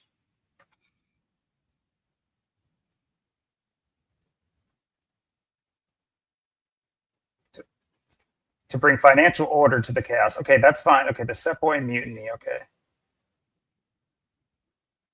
His mission was to create financial order from chaos in India. So that's where. Sorry guys. Took me a little bit, but I do want you to be like, what the fuck is this guy talking about? And you probably are thinking, what the fuck is this guy talking about? But why I thought it was interesting that he, I read Order from Chaos at the top of the page, and then I was scrolling down, and it was like he started with $222,000, and I was just like knowing. Sorry, just to bring it in for you guys. Order out of chaos. The Jesuit motto, "Ordo ab chao," equals 222. So sorry for the roundaboutness of that, but I had to get it out. I had to find it. I'm sorry. I should have had this stuff footmarked and bookmarked and footnoted and stuff, but that's my bad. Anyway, if you guys know some more about the Economist as a group, let us know. Don't let them international bankers get you. 222. Oh yeah, that's what I was saying.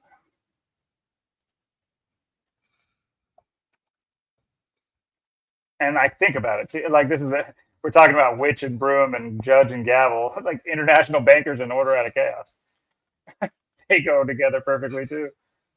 I mean, who's there to sweep up and make a hefty buck on every national or national emergency and natural quote unquote disaster?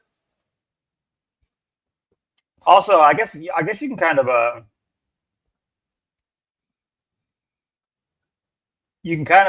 take these satellites almost as, which is funny because they literally show a satellite laser, which at the time of Lahaina fires in Maui and Hawaii, people were like, "It's not possible. You guys are crazy. You guys are just fantasy land living." It's like, bitch, what? What? Like, you can burn something from across the room with a magnifying glass. It's just like with just a little thing in your hand. What are you guys on? You think if you get closer to the ball of light and use a larger device, you don't think that you can? Why? I don't. Who's stupid here? Who's stupid here? I gotta know. It seems I'm not saying that they're using a magnifying. Obviously, they can use multiple other things. But like, think about the terrestrial lasers. Like, look at CERN and all the stuff that they're doing. And it's ridiculous. It's getting no point in getting into it. But this could honestly represent weather manipulation too. Yeah. Because there's a lot going on with the ocean too, and you got to think we don't know and see what's going on in the ocean. We know they spray the ocean, so it's like the sky. They spray the sky, they spray the ocean, they poison the ocean. There's continents of crap floating out there, and all kind of things they do out there, and we don't really see it. It's like when it's a cloudy day, you don't see what's going on in the sky, but you never see what's going on in the ocean. I mean, we live right by the Pacific Ocean. We don't know what's going on out there. We can't tell, but there's quite a bit of water stuff on here, like explosions in the water, stuff like that. So.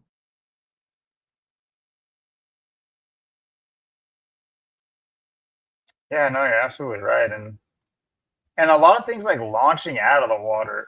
Yeah. They have these multiple like things. Like, I don't know if it's like a super fast moving. It almost looks like a fast moving jet coming out of the water or something. Like they had like a. I'm not sure. I mean, that's what it looks like. There's another one over here. So interesting that they're flying out of the water. There was some certain UFOs that were said to be doing that around the 1940s. But yeah, I was gonna say UFOs. They pop out of the water too. A lot going on, like you said, out there in the ocean. No one's around. When UFOs go in the water, they come out. No one sees, no one knows. Goes unnoticed, goes unseen. But sorry, UAPs. We got to get hip with the times, guys. They're UAPs. Yeah. UAPs.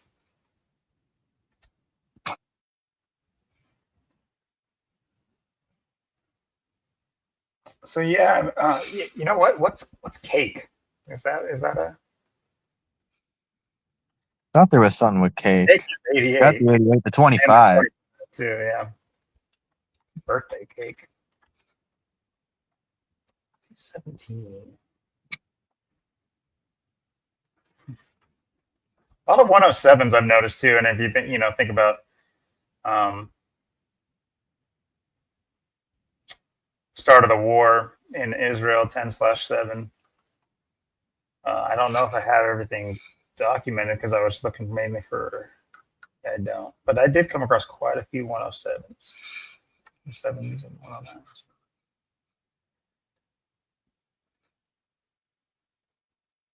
What's candles?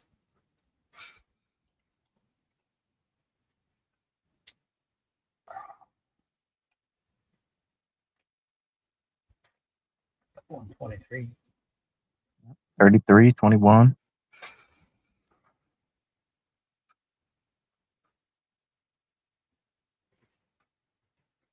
Yeah, I'm glad you were able to break down all these 26s because,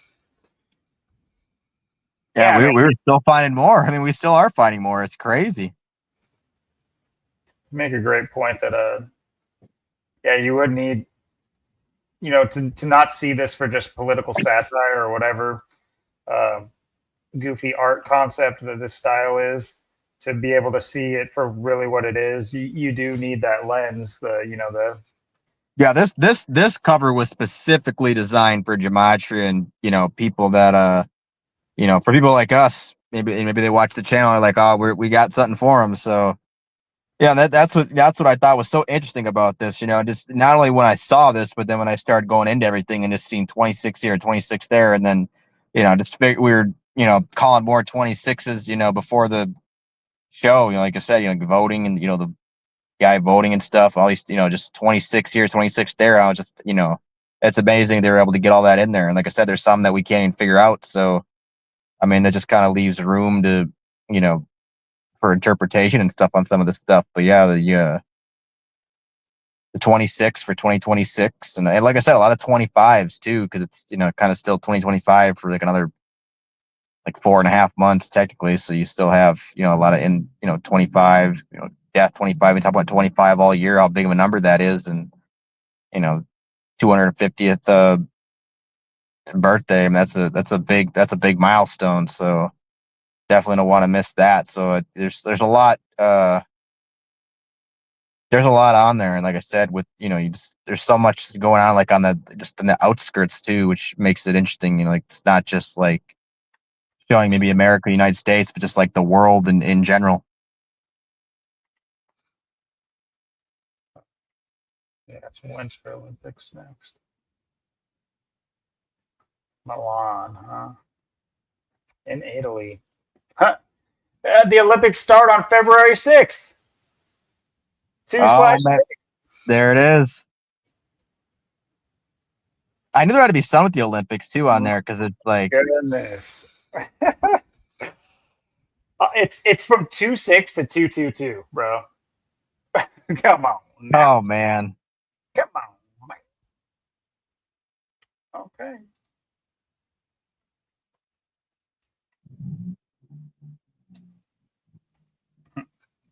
Hilarious. And of course, the sports. I mean, no, wait, no, yeah, there's skiing right on there. Interesting. Interesting. yeah, I think that's what a lot of the people on there have to represent. All the stuff on there is like kind of Olympic type stuff. Like you got the athlete, the skier, boxing, and then the javelin dude throwing whatever. So um maybe something to look for, the Olympics, sports, um, definitely showing a lot as far as that goes.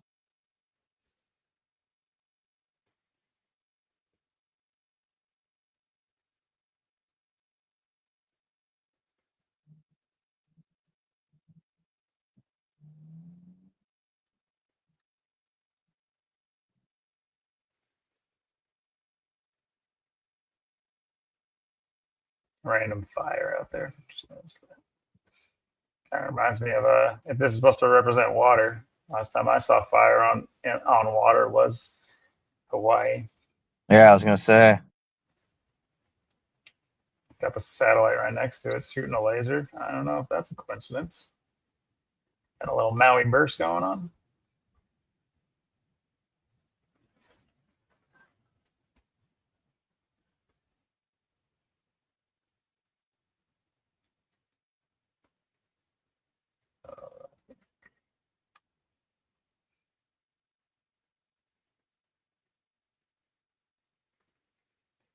I mean, what I also don't understand too are these like cabled drones. Is that something that I Yeah. just don't know about?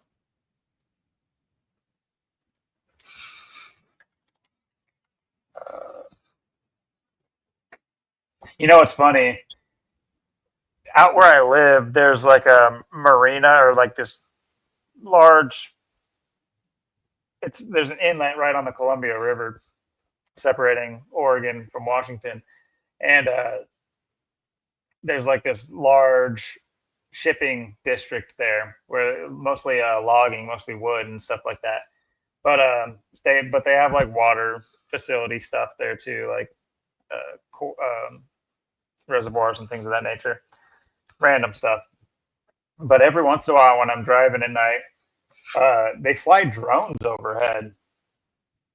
I like look up and there's like large drones, like very large drones, not like little drones that you would buy at the store. I mean, I know you can get like good sized drones, but even very official drones, they're quite large, like quite large, flying over there. So I don't really know what's going on there, what they're surveying or whatever, but it's always And a creepy. lot of these drones are going to be delivering stuff as well. I mean, that's the thing. Just like the robots doing the delivery packages, that's what you're going to get with these drones. That's what they're also showing you. These drones are going to be doing a lot of the work, a lot of delivery and stuff like that. Oh,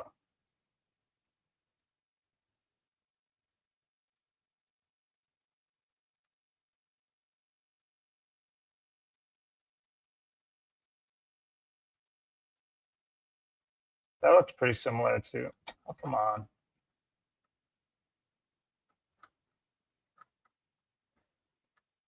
This looked pretty similar to this right here. Yeah. This is in Kiev, Ukraine. So this is what they're spending all that money on, huh?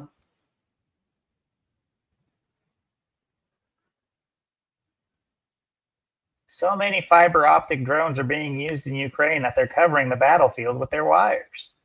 The hell up.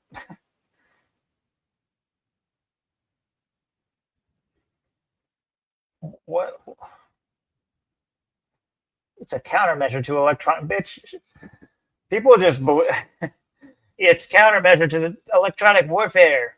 Yeah, right. Yeah, it's not them doing anything to the citizenry or not preparing anything like that. Covered in webs of fiber optic cables. I'm sure the nature's loving that. Just imagine how many drones are flying here at Rote. Yeah, that sounds great.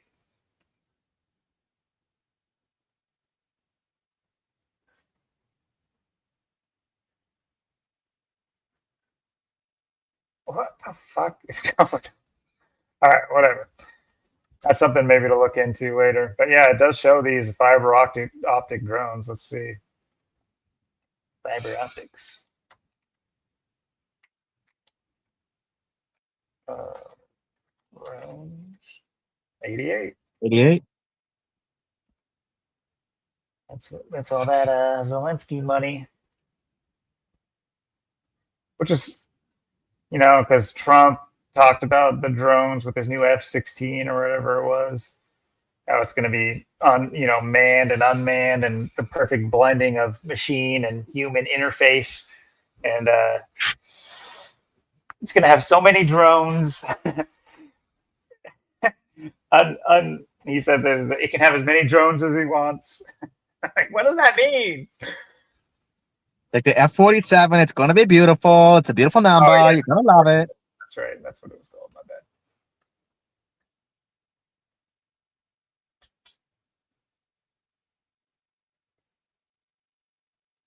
So we figured that one out. So they're laying like fiber optic cables everywhere, all over the battlefield.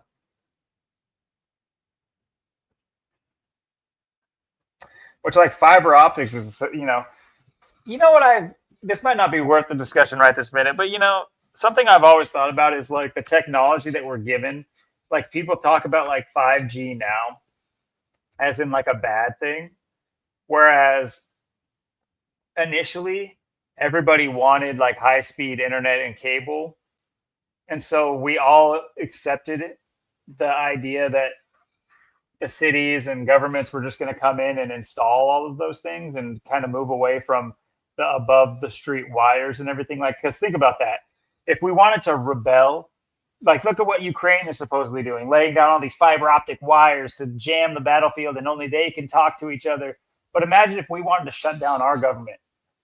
You know how easy it would be to just start cutting down power poles and stuff like that? In the old days, telephone poles was the the way that, you know, connectivity worked through. Nowadays it's all underground. You don't get access to those places. You can't shut down the government's system because we needed daytime TV and we wanted Nickelodeon. So we gave up, but so it's, you know, why I bring this up because like fiber optics was the previous wave of like high speed and low latency, and you want this installed in your town. We just need to dig underground and start, you know, doing God knows what underground. Just let us underground, and well, we'll just get you on some high speed internet. And you know, just you think of what those things would be used for. It's like we talked about this all the time. There's no tech billionaires and all these, you know, people, even though they're puppets. I'm just saying, like the idea behind them and the people behind them, they're not waking up and just saying, how can we make everything better for everybody? It's how can we make everything better for ourselves, and how can we get more out of our cattle and sheep today? So, but people just assume that technology is just because we pay for it with the fake currency that we are the thing holding up the giant. It's, you know, they even make that stupid, you know, where show that all the people holding up the like fat cats smoking a cigar, you know. Yeah. That's so stupid. We're not holding that up. They're not reliant on us. Everybody does think that. I'm honestly, I disagree with that completely. Maybe not completely. I understand the sentiment of it in the context of why they say that, because in a way it is kind of that way. As in, like, if we were to all break away, but that's not. It's not because we stop spending money that it would break them. They don't need the money. They don't need Right. us to be perfectly in their little system. They just need us. Well, no, sorry. They need us to be perfectly in their little system. Maybe not perfectly, but they need us to be stuck in their system so that we don't put a wrench in any of their plans outside of what we can do. Like I just said, like Yep. nowadays, if you wanted to rebel against the government and really take a shot at them, go ahead and cut down all the power poles. You'll just be out of power.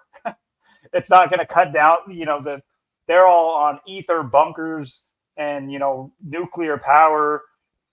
What do they say, that there's like a nuclear generator under the White House and all their major hubs that, and, you know, you talk about nuclear energy. They say that the half life of a nuclear isotope can fuel a, you know, their or not hydrogen batteries, but they're, I think maybe hydrogen batteries. I can't remember. But these huge fuel cell batteries can store all the energy for hundreds of, or, you know, decades with just like literally an ounce of an isotope of nuclear energy.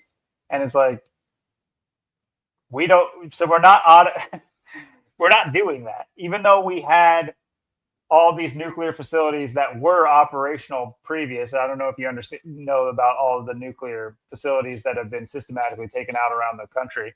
I remember when Oregon's was taken out of the Trojan plant. But yeah, they're those like cylindrical buildings. They're very rare nowadays. Anyway, or they've been repurposed. But anyway, you know, the fact that we're stuck with like fossil fuels, and then that's also how they control us, is that because we're stuck with fossil fuels, we have to take the guilt of that we're still on fossil fuels. So we have to do extra, like recycle better and not do our plastics and things of that nature, and watch our electricity usage. And we better watch our electricity usage because we're paying for it anyway. We're also taxed on it. We're also double taxed on it because of these initiatives for the environment. It's not the money, it's the system that we're stuck in that is their purpose for all of these things. So it's not like stopping paying our bills will be the end of them. I feel like there's a constituent of people that think that breaking free from like taxes, stop paying taxes, there is something to that. I think that we should stop paying taxes so we don't have to pay taxes. Like, nothing bad will happen if we all do it, type of shit. But do I think that that's going to bankrupt them or throw them into a frenzy? No. You think it's just something that what I want to do is strip away the layers of programming that we're in. Not necessarily because it's going to throw a wrench into their plans. It will eventually throw a wrench in their plans if we continue on with that pace and continue to break away from their programming. But do I think not paying taxes will be the nail in the coffin for them? No. Do I think even doing like 5 things that we're all used to doing as Americans, or as people, if we stop doing them for our governments, do I think that would hurt their planning? No. Their plan, if you think that their plan revolves around an unknown, we are an unknown. Like, they know what we're going to do because it's like indexed our behavioral patterns, but they can't always know. You know what I mean? They can manufacture scenes and pretty much know that like a 90% range of a scenario will go a certain way because of our program. They understand human psychology and instinct and all that stuff better than the average person. So they know how to like play on that and get us to move in certain ways. But there is always the chance that something happens elsewhere and just, potentially even collectively our minds come together and we go a different way than they wanted us to go. And you don't put all your baskets into that plan. They are well ahead of us not working out. Us not working out is probably more than likely in their scenario. That's why they have AI coming up, obviously, and all these other things. That's not to say that they're just going to get rid of us all en masse, but the idea that they need us is what I'm getting at. I think there's a reason that they are the ones that show us that imagery. They are the one that give us that imagery, as if they're one of us and they're trying to talk on our level. No, they're trying to get you to think that we are the things holding up these systems anyway, long-winded enough. Sorry, I think I got my point across without repeating myself. Oh, 100%. And that's exactly what I was saying last week, too. Everyone thinks it's about money and stuff. And now, you're not good enough money. You're going to get left behind. This ain't about getting left behind. This ain't about making more money. Money ain't going to do you no good. It doesn't matter if how much money you make or whatever. You're not one of them. You're not going to be one of those 14 or 15 out of us got to go. Look at the Georgia Guidestones. This is what people don't understand is they don't understand this is about power. This is about control. It's not about money, making more money and staying afloat and all that. No, that money is fake. Money is an illusion. This whole thing is a lie. It's a scam. It's a fraud. It's like people that think that the government's broke. The government prints the money. The government they're the ones that are on top of the currency, the money, and tell you whatever it's going to be and inflate it or prop it up or whatever they're going to do to it. That's what this all is, and that's what and I agree with 100% what you're saying. It's just like I always talk about. It's like the water car. The Stanley Meyer. A lot of people don't even know about that. Another thing people don't know about. All these cars could be running on water. That could be. We could have. Wouldn't have to worry about fossil fuels and gas and all this stuff. But no, we can't have the water cars because it puts a wrench in their plans. It's not just money. It's control, but it's also multifaceted. Of course, if you have gas cars, now they're making the money and stuff off the gas and the oil and all that stuff, and they're screwing us that way, and then they can play a game that way, because then they can say, oh, see, that's water is everywhere. You got the Pacific Ocean right there. You're not going to run out of water, especially in Washington. There's no way to run out of water, but all fossil fuels and oil and stuff. And then, you look at the gas prices, why they're so high at, especially on the West Coast and stuff. And then, too, just, the gas and all this stuff too, that's why we got to make these lithium batteries. And, that's why we got to, have these hurricanes coming in for the lithium and destroy your land. And then, it's all about lithium and stuff when really it could just be about water, and the gas, the pollutants, causing cancer and all that. And, all the bad stuff it does, and pollutes the environment and everything they do. It's just ways to tear us down and destroy us and break us down. And like I said, it's about their lives getting better, but our lives getting worse. We're suffering as we're destroying the planet, polluting it, when we could really not have to do any of that. Everything, like I was saying last episode, everything, the fact you could have a engine that runs on water that gets way better gas mileage than a gas car and is way more efficient. The fact that that's even true and possibility just shows you it's all everything we have and need is right here. It's not what people make it to be. People think it's all about money and it's all about this, it's all about that, when it's really not. And you know this is why all this stuff, people, it goes right over their head because they don't even think about this stuff. They're thinking about that money, and that's why we're talking about uh the cover and everything too. The money, the control, the power, and just like all things we went through. The 26 to the 62s and all this stuff. Um, everything going digital, everything being that's all part of it. What is it? It's not money, it's power, it's control. It's like your digital ID. What is that? It's power, control over to shut you off. You can't do this, you can't do that. Your high tech Tesla, whatever, to shut your car down, whatever. It's all ways of power control. It's just that's what it is. Like you said, it doesn't matter if we all stop paying our taxes. That's great, but that's just the start. That's just the foot in the door. I mean, there's so much more that needs to happen and people need to do. And people think that it's we're the ones. It's a money game. It's a money system. No, it's a power game. It's a power system. It's a control. The control grid is what it is. And then once you see the money is just being just useless and fake and just nothing, because it's really what money is. It's literally nothing. I mean, why I think they can say, oh, they're getting rid of the penny and a dollar's only worth 3 pennies or 2 pennies, but technically, but then if they're getting rid of the penny, then it's technically worth nothing because you don't even got a currency to replace it. That's what I mean. It's fake. It's not even real. It's a made up concept. It's an illusion. And so people need to know. It's like the water car. I mean, this is what people should be knowing and talking about. This stuff's been out for almost basically my whole life. There's been 30 years of uh stuff on patents for the water car running on water and stuff. Most people don't know about this stuff or talk about it. They're too busy worrying about buying a brand new Tesla or getting a electric car, or buying a hybrid or something, thinking they're making the world a better place, when it's really not. It's really not the answer. The answer is a lot more simple than that. Just water. And to even complicate water, because I do believe Stanley Myers, did it not? It worked on the water vapors, the hydrogen, correct, and oxygen. So Yeah. the self-sustaining system was run on hydrogen.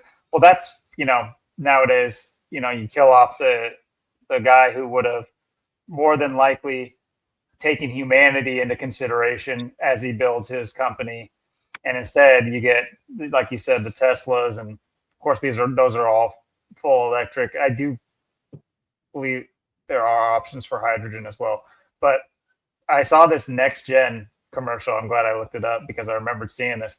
Have you seen this? Where you have 6 fuel cells that you take out and fill.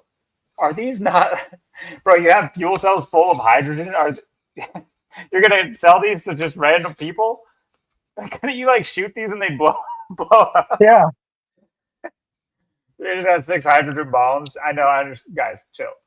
I'm not saying that they're legitimately hydrogen bombs, but how many people are rear-ended every year? Yeah, Tesla terrorist bombers is what you're going to be. Yeah, I mean, right where to strike. Yeah. Anyway, that's just, potentially that's already thought of, but this is just such a pipe dream in my opinion. But obviously on the backs of somebody that did things for the sake of, and by the way, Stanley Meyer, or let's see, his patent was to be able to use, was it non-distilled water or distilled water? I've looked into this. But I like, can't remember if it's distilled or not. Yeah. you just put water in your car. It's not so crazy that you have to like go to a. He said that it was very simple. Like, blah blah. Of course, he was a fraud. Everybody's doing it now, but he was a fraud in '96. Yeah, more like it wasn't ready for us yet. Yeah, he had patents. I know that were in '95 when I was born. He had patents already, and they killed him in so that '97 or '98. They killed him. Okay, well, it might take some looking into. I've already dug into it. I can't remember exactly what it said though. Let's just see here. It might say exactly.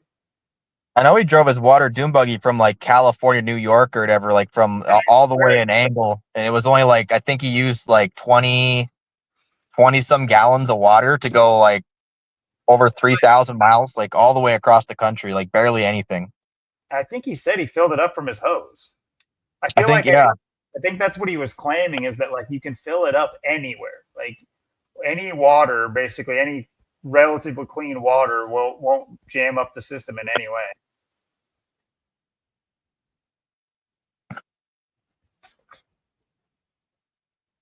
22 US gallons of water. Yeah, New York to California, 22. Yeah.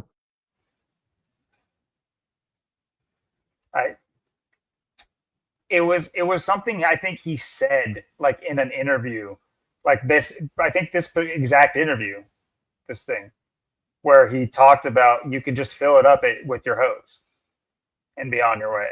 So you go from that simplicity to now you got this future. It's the future, guys. Look, you got 6 hydrogen tanks. It's like in my video game where you have to like refuel and restock the cells, and then you go on a fetch quest. And dude, it's so sick. And it's just like, explain to me. And how are they making the hydrogen with something that's completely clean, with a machine that's completely clean? Yeah, I'm sure it doesn't use fossil fuels at all. I'm sure it doesn't use oil to, I'm sure the mechanisms are all just made out of stardust or something. It's, and like you said too, the lithium farming on the backs of the lithium ion batteries. How many people have died in third world nations from lithium farms? What's happened to the uh, states that have lithium deposits in our country, a la Nash or Asheville, and that might have been. I think they may have had lithium. I can't remember, but that was a different uh, mineral, but still, it's the same concept. Uh, you basically don't want to be sitting on a lithium deposit. So, basically, like a curse. Like I said, it's like we were talking about last episode. Everything, everything's so simple. Everything is so basic. It's so simple. Food, water, shelter. I mean, water. You drink it, can power your car. It's a real simple world, simple life. Everything you need is right here. It's all. You don't need no gasoline. You don't need no oil. You don't need no lithium. You don't need no hydrogen. You don't need all these other things they tell you need. And then they got to complicate the world and make it complicated, complex. And it doesn't have to be that way. It could be very simple, really. I mean, imagine if. I mean, I don't. I mean, first of all, you could get away with it through desalination, and which is taking like ocean water and you know Yep. take the salt out of it. Which that's another rabbit hole we potentially might talk to about why the oceans are salty to begin with. But anyway, um, uh, the idea that potentially that would throw off the balance of nature. It's like, yeah, I mean, if you built your factories in a delicate ecosystem at the edge of like a coast or something like that, and then proceeded to just like fuck up the coast, yeah, that could happen. But there's already infrastructure that's pulling water out of the ocean already for desalination. So just, or even like imagine if our next big project was some sort of a decanting system where, we collect water from just condensation that's there. Yep. And, in on scale, like, you do it every other, every state or so has their own plant that contributes to it's not like we're going to run out of water. And by the way, the oceans refill themselves. There's that guys, running out of water, running out of oil, running out. That concept is to get you into as unspiritual as possible, as disconnected from the world as possible, because it'll get in your head and you think that we are on this thing that we figured out. We figured out that the dinosaurs all died and they turned into tar, which turned into oil, and that's what we're tapping into. Are you fucking high? Guys, wake up. We all watched The Land Before Time. You don't have to take it that serious, bro. It's the proof of dinosaurs are bones the size of your pinky. The proof of the biggest dinosaurs that we supposedly know about are the size of the bones that are discovered of them are the size of your pinky. The rest of them are concept art. They are paper mache.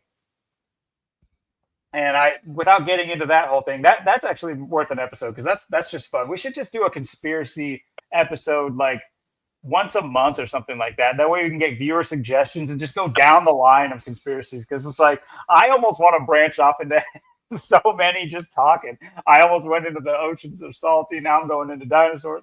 It's so easy to slip into those things. So maybe that's a suggestion. I'm going to write that down. Like once a month conspiracy episodes. But you've done quite a bit of good ones. I mean, we had the Great Wall of China, all kind of stuff. The pyramid. That was a great one. Finding out interesting things and being able to bring them to light and like show people, because I don't think the average person knows about anything going on in any other country. We just have what we're told on the news and stuff like that. And so yeah, that was a fun one. Exposing the Great Wall of China. It's like stuff I've never heard of. It even being a conspiracy theorist well before I was truly awake. There's certain things that we've come across just in our brief time on this channel that we found out that it's just like, bro, what? So yeah, those are really fun, and let us know if you guys want us to do those, because that's definitely on the table for sure. And I mean, it was probably going to happen anyway, but this way you guys can get involved and give us your feedback, because I know there's a million different things that we can branch off into that we can do the little research and a little research on our end, a little showcasing on our end, along with your guys's clues, maybe even hopping on the channel. I don't know, maybe even emailing us and, asking to be on the show with us. And, I don't know, man. That'd be a conspiracy, right? If they emailed us. Our fourth guest, that's the conspiracy. That's our fourth guest. Who's it going to be? So, yeah. Oh yeah, sorry. I mean, you understand where I'm going with it, but yeah, the idea of things running out is definitely to lower your connection with the earth, and for you to, it kind of like drives that wedge of doubt into your head about what this place is. This world can sustain itself so well. And what it does is it kind of puts us at a tier above nature. And I say nature vaguely because I do believe that it is governed by a higher force, entity, whatever you will. But my point being is it gets you to put yourself to where you can say, no, yeah, we are destroying this world. That's heresy. You think that we can destroy this world? That's what like nukes and things of that nature. I think that, that mindset is not good. I think, even if you were to be wrong, I don't think it's good to walk around with the mindset that we are formidable enough to take on the entirety of the world, at whatever shape or distance or however, whatever it is. I think that is a trap mentally, and to get you, like I was saying, mainly to get you to disconnect from what you're putting your feet on. and you know, if you cut off that connection, it's like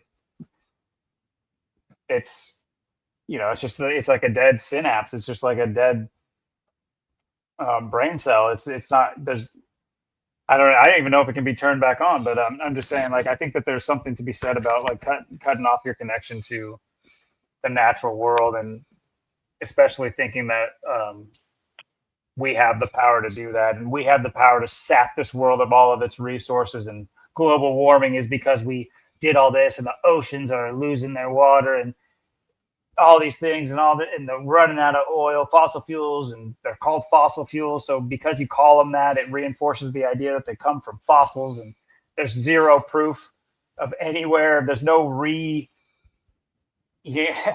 First of all, you know, how do you ever prove that? How do you ever prove that? You know, just like evolution, there's zero. Why are we living in a time where nothing is evolving into anything anymore? How come ever since I've been alive, not one thing has evolved? Why, you know, apparently things were evolving like crazy, just all the time. Oh, but it was a period over billions of years. How the fuck do you know? What, radiocarbon dating? Okay, see, it's easy to slip. I'm slipping, guys. All right, you guys got to get us on an episode because I need to yap. I need to yap right now. I need to stop yapping and let Austin cook. My bad, dog. Yeah, maybe a caterpillar into a butterfly is about the top of the evolution I've seen. But yeah, you're 100% right, and that's just the biggest thing that they're pushing. Just, you know, all this crap. You know, we're running out of this, we're running out of that. Just like, you know, they say all the time, oh, the Earth's, you know, the Earth's overpopulated. It's like, what are you talking about? You know, I mean, yeah, it might be overpopulated with dummies and retards in some ways, but yeah, it's overpopulated. I mean, you know how big Washington State is? You know how much land is just here? I mean, it's 300 miles. I mean, it's a long ways. There's a whole half a state, you know, a third or 2/3 of a state or half a state where there's just nothing. I mean, that's how a lot of the states are. You drive across and there's nothing there. I mean, you could argue a lot of land is, you know, inhabitable. It's cold, but it's like this everywhere. Everywhere you go, I mean, there's plenty of space, plenty of land. You know, we're not uh there's you know, unlimited room for people. I mean, you can't fill the world. It's so big, and then you just have all these things. It's just, you know, running out of gas, running out of fossil fuels, you know, running out of this, running out of that, running out of water, you know. And I know it's like a big thing with the, you know, those new AI things that are popping up everywhere, where, you know, those are, you know, taking over, and, you know, it's screwing people over on their resources. You know, people saying they're, you know, going to run out of water, their town or city's going to run out of water because of the new AI things going up everywhere. But, you know, if you live in California or Oregon or Washington, I mean, you know, there's no such thing as running out of water. You got the ocean right there. I mean, you live in, you know, Florida, you live in Texas, you live in, you know, Maine, you know, whatever, you know, the Carolinas, you got the ocean right there.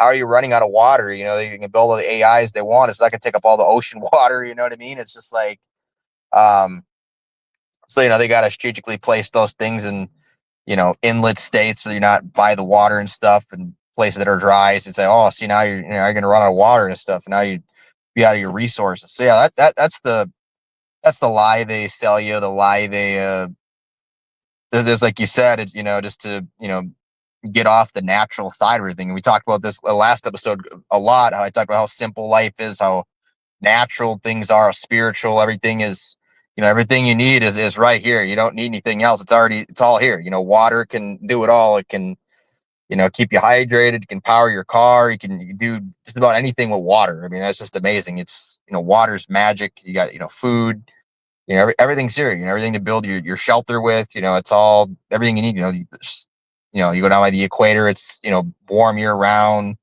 You know, you can live outside. It's, you know, stable climate. You know, and so I got these people, you know, pushing, oh, you know, climate change, and oh, you know, climate change is taking over, and climate this, climate that. And they don't even realize the weather control has been going on for how many years and just keeps, you know, getting worse. It's like I always say, you know, I've noticed just living in Washington now, it's, you know, how much, you know, it barely rains anymore, and how the weather's changed just since I've been here. And I notice everywhere I go, and just like, people still stuck on, uh, climate change and this other crap. It's just, they don't put any research into it. It's like they don't put any research into their Starbucks and realize why Starbucks is 54 years old with the, and this is something too where you got to really, all these people. I just heard about this week too. This is something that just ties in with the Economist covering everything we've been saying too. Just all these people just losing their minds over these Hello Kitty cups, these bear cups that are coming out, from Starbucks. It's very interesting too, of course. With all this, like I said, with Starbucks being 54, founded on 1971. So you got 33 right there as well. But yeah, it's interesting. You put if you write out the Hello Kitty cup, it equals 222 78 as well. You got 75 just like Order Out of Chaos. Yep, 75. Which is what Bill Gates pushes for, is Order Out of Chaos, which is he owns Starbucks. So. Yep. You got it's interesting too, if you write out, even like cat cups, it's like it's almost like NASCAR. You got the 20, the 106, the 43. Kitty cup, you got 46. Bear, of course, 26, going all the 26 is also 28 as well. Bear cup equals 123, 42. Kitty cups, you got the 144, 54, like Jesuit order. Hello Kitty cups equals 74. Starbucks 24. Starbucks cups 38, 88. So like Trump and 38, which goes along with so many things. Where's their Starbucks? Isn't it Yep. like, what is their full name? Is it just Starbucks? I thought it was. Is it Starbucks Coffee Company or Starbucks Coffee? I think that's how it could be. Or is it just Starbucks Corporation? That's what it is. I just want to see.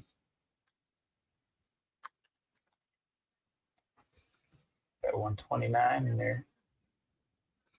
Yeah, Starbucks Bear Cup 54, just like it's 54 years. Starbucks Bear Cups is 55. Starbucks Makes sense. Hello Kitty Cup is 84. It's interesting too, because you got Hello Kitty, it's a cat, cat equals 6. 6 is a perfect number. It's been 6 years since COVID.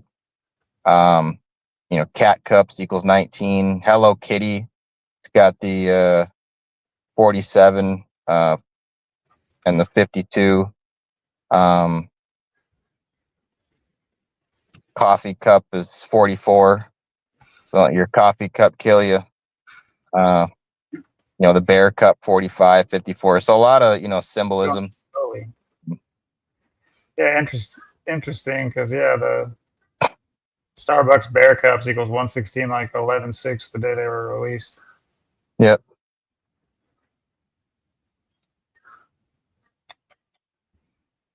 Just more garbage for the pacified, sissified,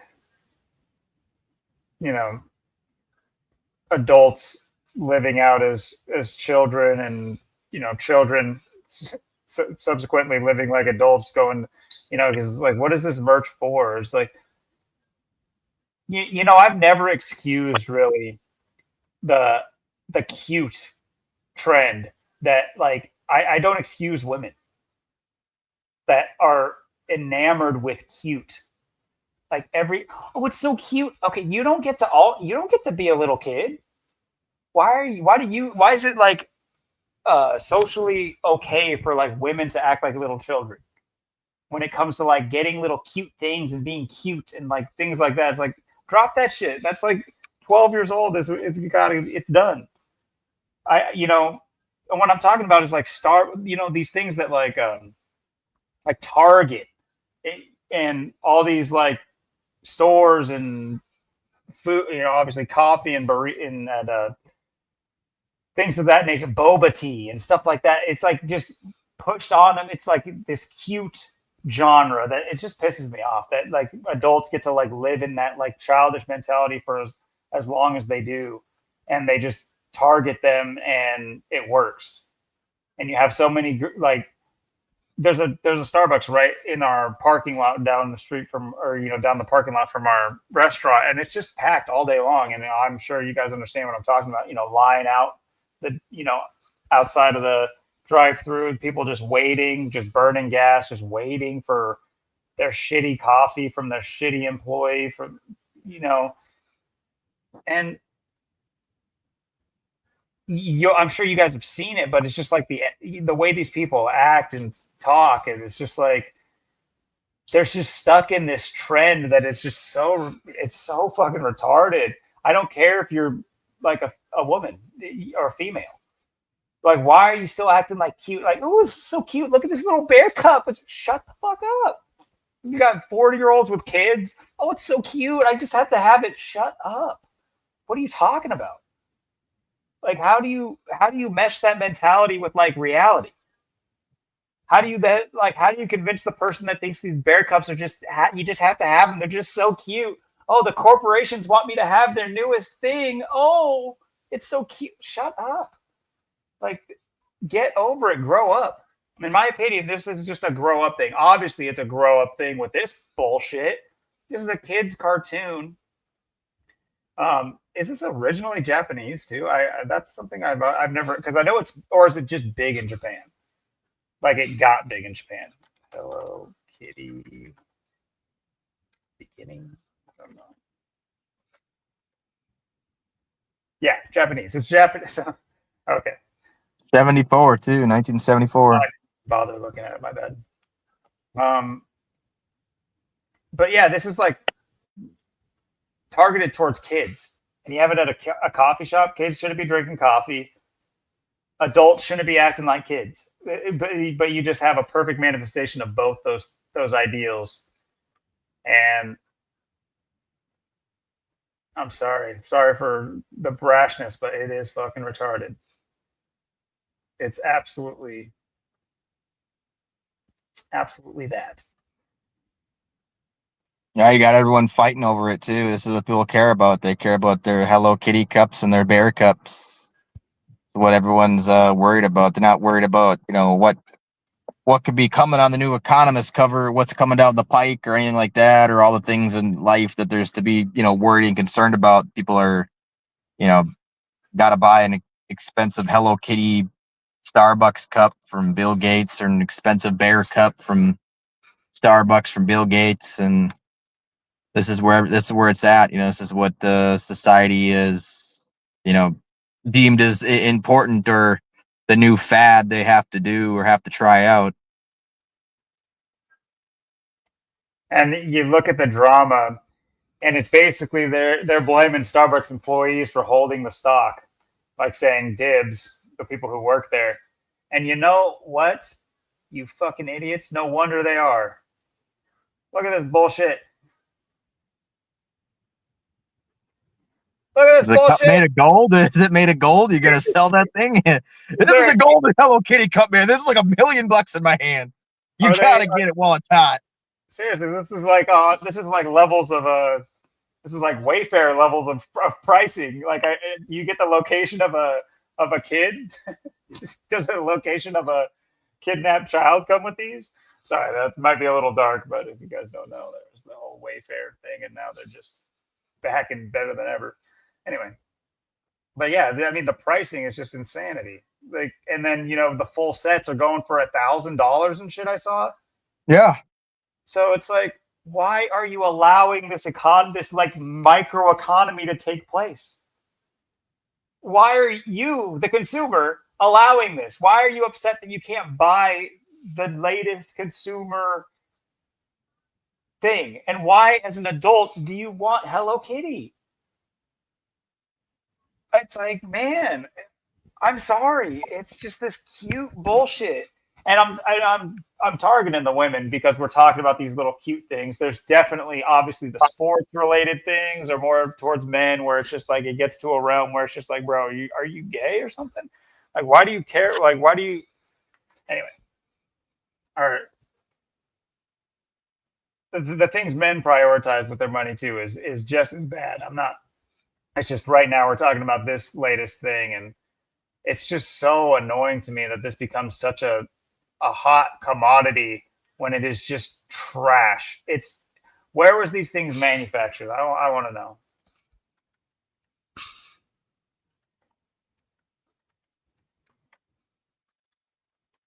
I mean, what are they not going to tell me? I'm still on shopping. Oh.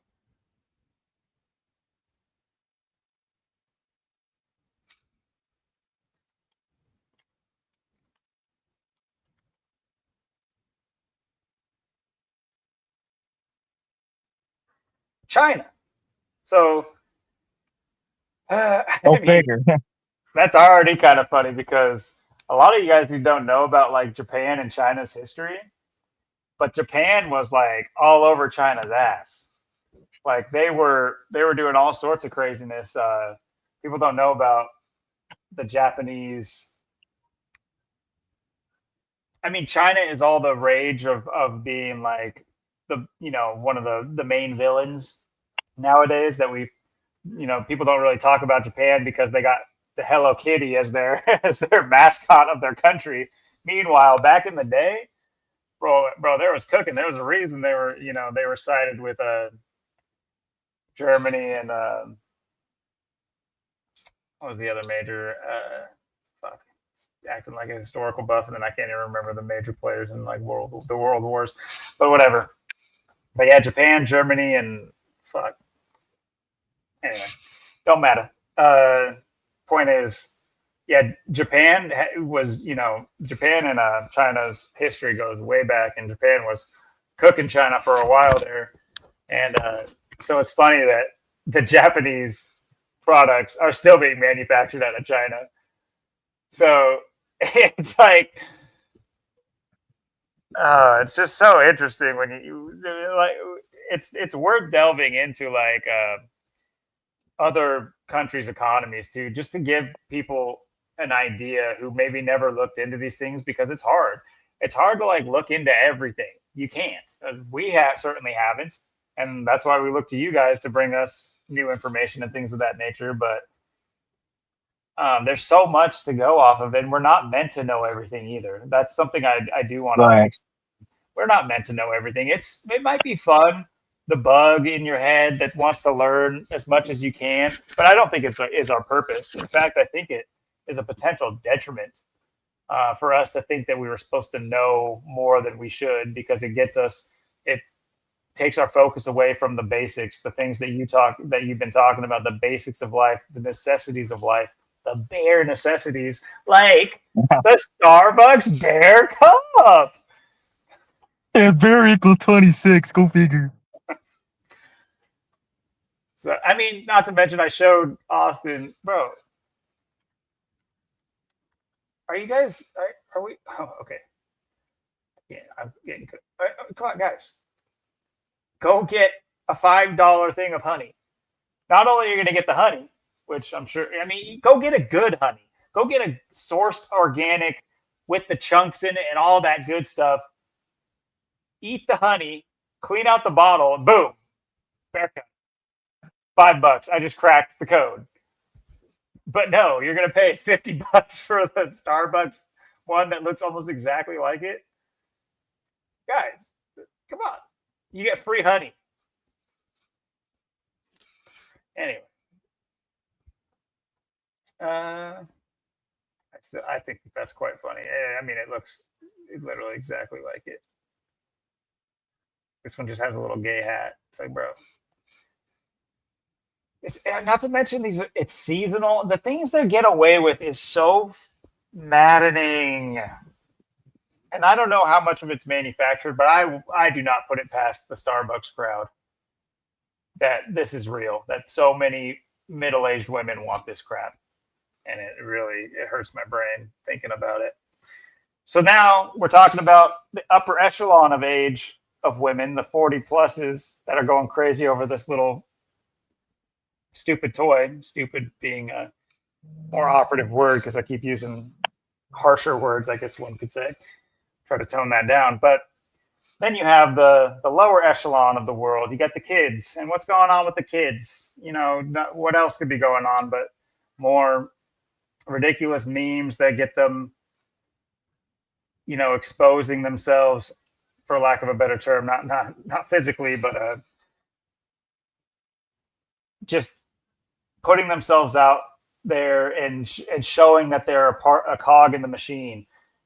Whether it's a Fortnite dance or the newest sensation of a stupid meme that doesn't even make any sense unless you know the ritualism behind it, that, like I alluded to earlier, that Zach and King Richard have talked about on their channels. Please do go check it out. If you have to Google search, whatever you got to, not Google search, but sorry, search through their videos. They've talked about this whole 6-7 meme.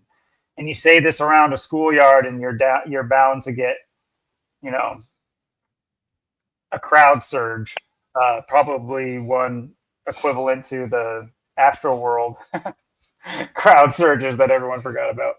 Anyway, but yeah, this simple retarded meme where from this retarded rapper and this retarded motion that the kids do is taking over women's basketball because you can't get the seats filled with women, even though they act like they care about this crap. So they bus in hundreds of kids to these games. Let's see if I can at least get a picture. It's taking over. Okay, that's got to be it. Let me just see if I can get.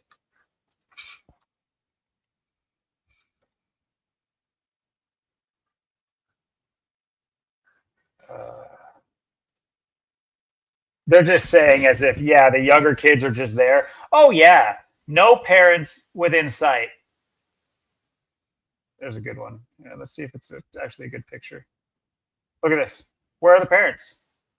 Oh, yeah, this is normal. All the kids are sitting by themselves. Yeah, that's normal. Oh, thanks, Paramount. Fuck off.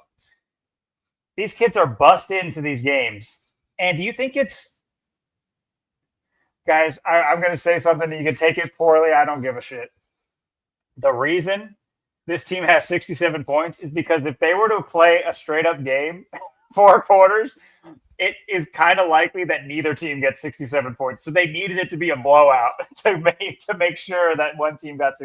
All right, enough of that. But anyway, it's sickening. I'm not even going to play the video. Go look up the video yourself if you want to throw up. But these kids are screaming when a team reaches 65 points with the ability to score the next 2 points and make it 67. It's just screaming kids. All you can hear is screaming kids, and they're going crazy, and not to mention the announcers are in on it. They're like, "You're about to hear this place erupt. It's about to get nuts in here because they're about to." I don't dare say it yet. I'm not going to say it yet, but man, we're about to get it. It's just like, bro, what is this? This is so. Oh, I don't want to keep saying it, but it's so gay. This world sucks, dude. The things that people are getting wrapped up in, how? And I'm not trying to just, the things I was wrapped in were just as, I won't say just as bad. That's what I won't say. Unfortunately, the things I was wrapped up in weren't as bad. It's so much worse now because it's so obvious, and yet people still do it. And yes, there were things that were obvious back in the day that, whether it's sports or the trends of the time. Yeah, there was some obviousness to them, but nowadays it's just right in your face, blatant obvious, and yet you have this mania still being able to take place.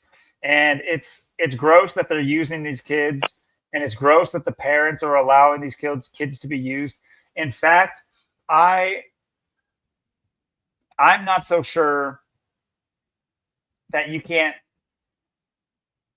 I'm not so sure that it's like these are things no one can know. It's not like you're gonna go and find these kids and ask them, hey, were you really there? Are you supposed to, But there's my theory, about a lot. They're able to manufacture crowds of people because there are millions of people living in this country and in this world that you don't know about. Yeah. That's just my opinion. There's another episode we could have, but I call them mole people. But anyway, filling a stadium with a couple hundred kids, I don't think would be hard for them to do. Then again, that's not to say that that's what happened, but it's a possibility. But at the same time, the world's so damn retarded, and the adults, the parents are so retarded that they allow their kids to be this retarded, and just think it's all in good fun, and they don't even understand a single lick of what's going on.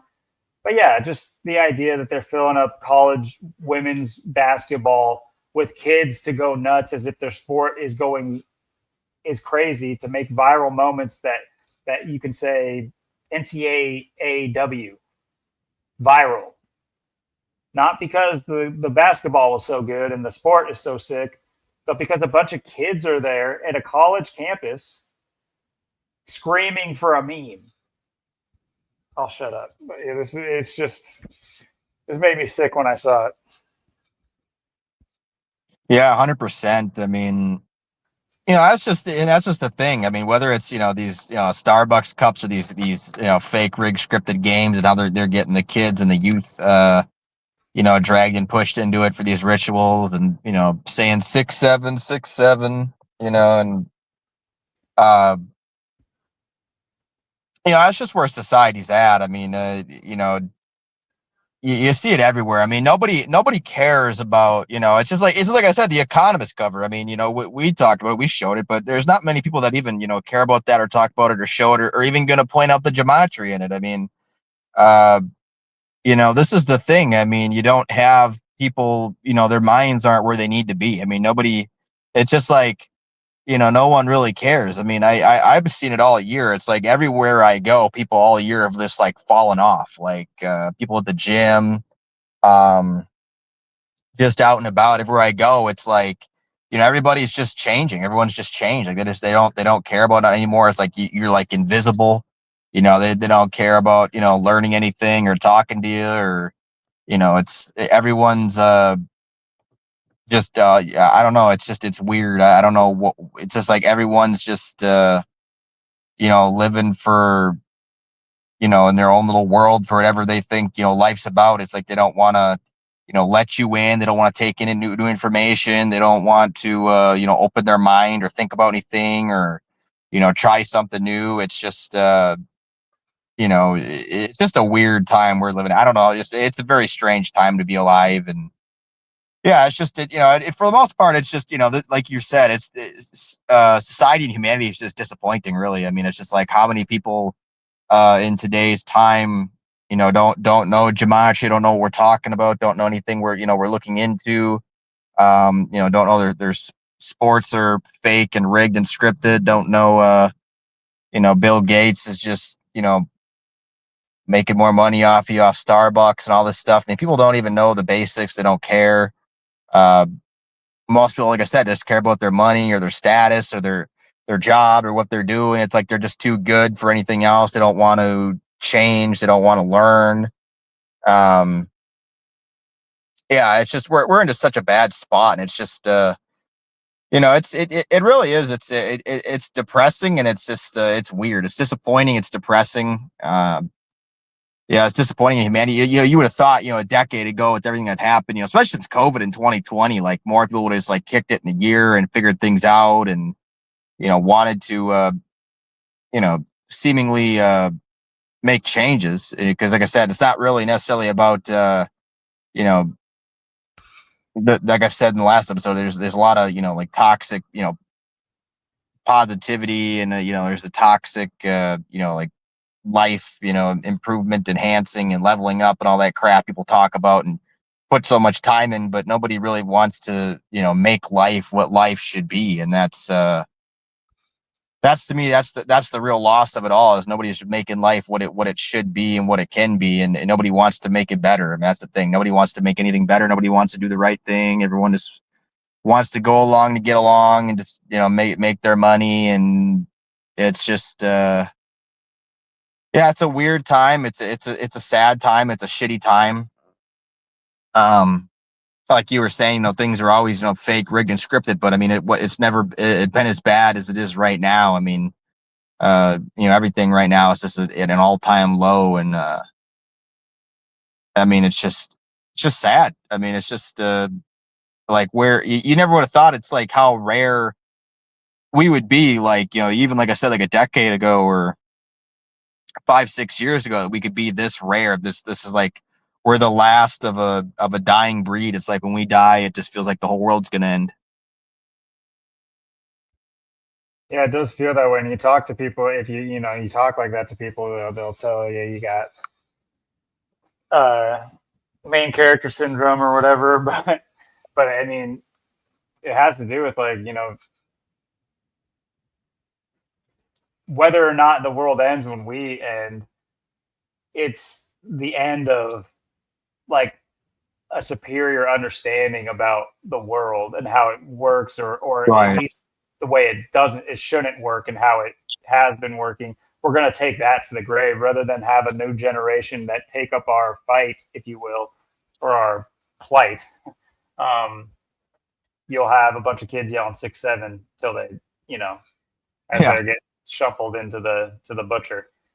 But I mean, look at the way they write this article. I went slowly, so if you read with me, you can pause it or whatever and read this shitty article, which is very hateful of the whole 6-7 thing. But take it with a grain of salt, because they own both sides of the coin. But how great for these universities to host so many young kids at their games. Who ever heard of this? Who's ever heard of this? It's not until this year that you've ever seen tons of kids being bussed into universities for college basketball. Guys, do you know what's going on in the parking lot of colleges during games? Drugs, tons of alcohol. I'm sure tons of other lewd activities that are meant for adults, but apparently, 18-year-old at least plus, and they're being bussed in. That's what I was saying. Like, if you didn't notice, like this time, look, all the kids are wearing green because they're like specially brought there. It's like, why? It's because they're propagating this garbage. It's manufactured. It's not. It's not. I mean, granted, you could have got it to happen, but it's saying, I know what you're thinking, right? The kids are at the games who are having the time of their lives. What? Until a team scores 67, they're having the time of their lives watching people barely be able to lay it up. Not trying to be too harsh here. The women can play. They can lay it up. They can shoot and all this. Okay, that's fine. I'm really not an apologist. I'm not apologizing for my take on it. It's the most boring thing I've ever seen, and I've only seen little clips of it. It's so bad. But that's not sitting here saying that the men's game isn't bad. I've recently watched some highlights of NBA basketball. Holy crap! With the rules changes, the subtle rules changes that have been taking place that I didn't know about, because I'm behind on all this. I don't care about sports at all anymore for quite some time. But I've been watching highlights of basketball, and dude, the game is trash too. NBA basketball is trash. It is just a 3-point contest. And I know it's been going that way, but it is strictly a 3-point contest now. You have the tallest guy in the league, Victor Wembanyama. He's the alien, they call him. This French guy who's like, I don't know, he's 7 foot something crazy. He shoots way more threes than you could ever imagine. Pull up threes. And he's 7 foot something, and he's pulling the ball up the court. I'm like, you can't get a little guy on him to just jack him. And no, you can't, because they are allowed to, like Zach talks about, he palms the ball all the way underneath of it. In order for him to get his lanky dribble he does, he completely palms the ball. And in that, I'm almost like, okay, I would almost allow that because the poor guy is insanely tall. But then you look at everybody else who is just like Allen Iverson's stature, and they're able to just absolutely palm the ball and just like it's like anybody could be on an and one mixtape if you can carry every second of the time you're supposed to be dribbling. There's never traveling called. There's never carrying called. Those calls don't exist because they just want highlights. And anyway, whatever about that. But yeah, all leagues pretty much suck. But there are levels to the suckiness, and they're on a upper echelon of women's basketball. I'm just gonna be honest. But yeah, these kids are really, I'm sure, having the time of their lives. The time of their lives. Oh yeah, I mean, it's a sick game. This world, and it's gonna take. I mean, it's gonna take generations to fix it, and in order for those generations to fix it, there needs to be a wave now. There needs to be a movement now, a counter to this now, and like I said, I don't know if that counter will come through concerted effort between community reaching so far that we become a large sect of humanity willing to do what it takes to make the changes. I'd be willing to settle for small communals doing so. But I mean, not to say I would know if small communals are doing so because they wouldn't be on social media all that much and they'd be doing what they need to be doing, like I try to be doing. But from what I see, it's few and far between. I mean, almost non-existent, and it it's not reaching the minds of the masses through the noise and through the 6-7 and through the Starbucks and through all this bullshit. So good on you if you're doing what you need to in life and doing what you need to for your children, especially, and especially if you have just the mindset of uplifting the younger generation now so that there's something to look forward to in the future, because it really is frustrating, Austin. I say this because I got my two kids, and things definitely change when you have children. Obviously, this is just the boom. Let me just have my boomer take here, but there's just something to it. It gives you a sense of mortality that you could never understand in like your early 20s, even though I already had a kid by the time I was 20. My point is, you have this invincibility that you think that you live life with. You're never thinking about the end. But when you have kids, you think of the end, and you think of what are they going to be left with. And bro, I'm tripping. I'm cooked. How do I change all this? I can't. You can't. But you got to do what you can to change what you can, or to affect what you can. Not necessarily change if things are good, but work towards and strive for better for your kids, because they're going to be the ones that either pick up the mantle and strive for better for their kids or for the next generation, or they're the ones yelling 6-7 at a college women's basketball game. Don't let your kid be yelling 6-7, and don't let your kid into a college basketball game, men or women's, but especially women's, and especially not to be yelling 6-7. I'll end with that, and I'll let you take us out, buddy. Yeah, absolutely. That was a great point, and I agree 100%. And yeah, it's just amazing to me. It's just like what we are and who we are, and the fact we're this rare. And it's just like I said, I just feel like when we die, when we pass on, it's just like who and where and what. There's going to be nobody that knows is talking about gematria and all the things we talked about and thought about, and have this kind of mind. I mean, I don't see it with really anybody. And even if you do find somebody, it's so many people, like I said, they're just so fake, and they're just so caught up in just themselves or religion or garbage. And it's just such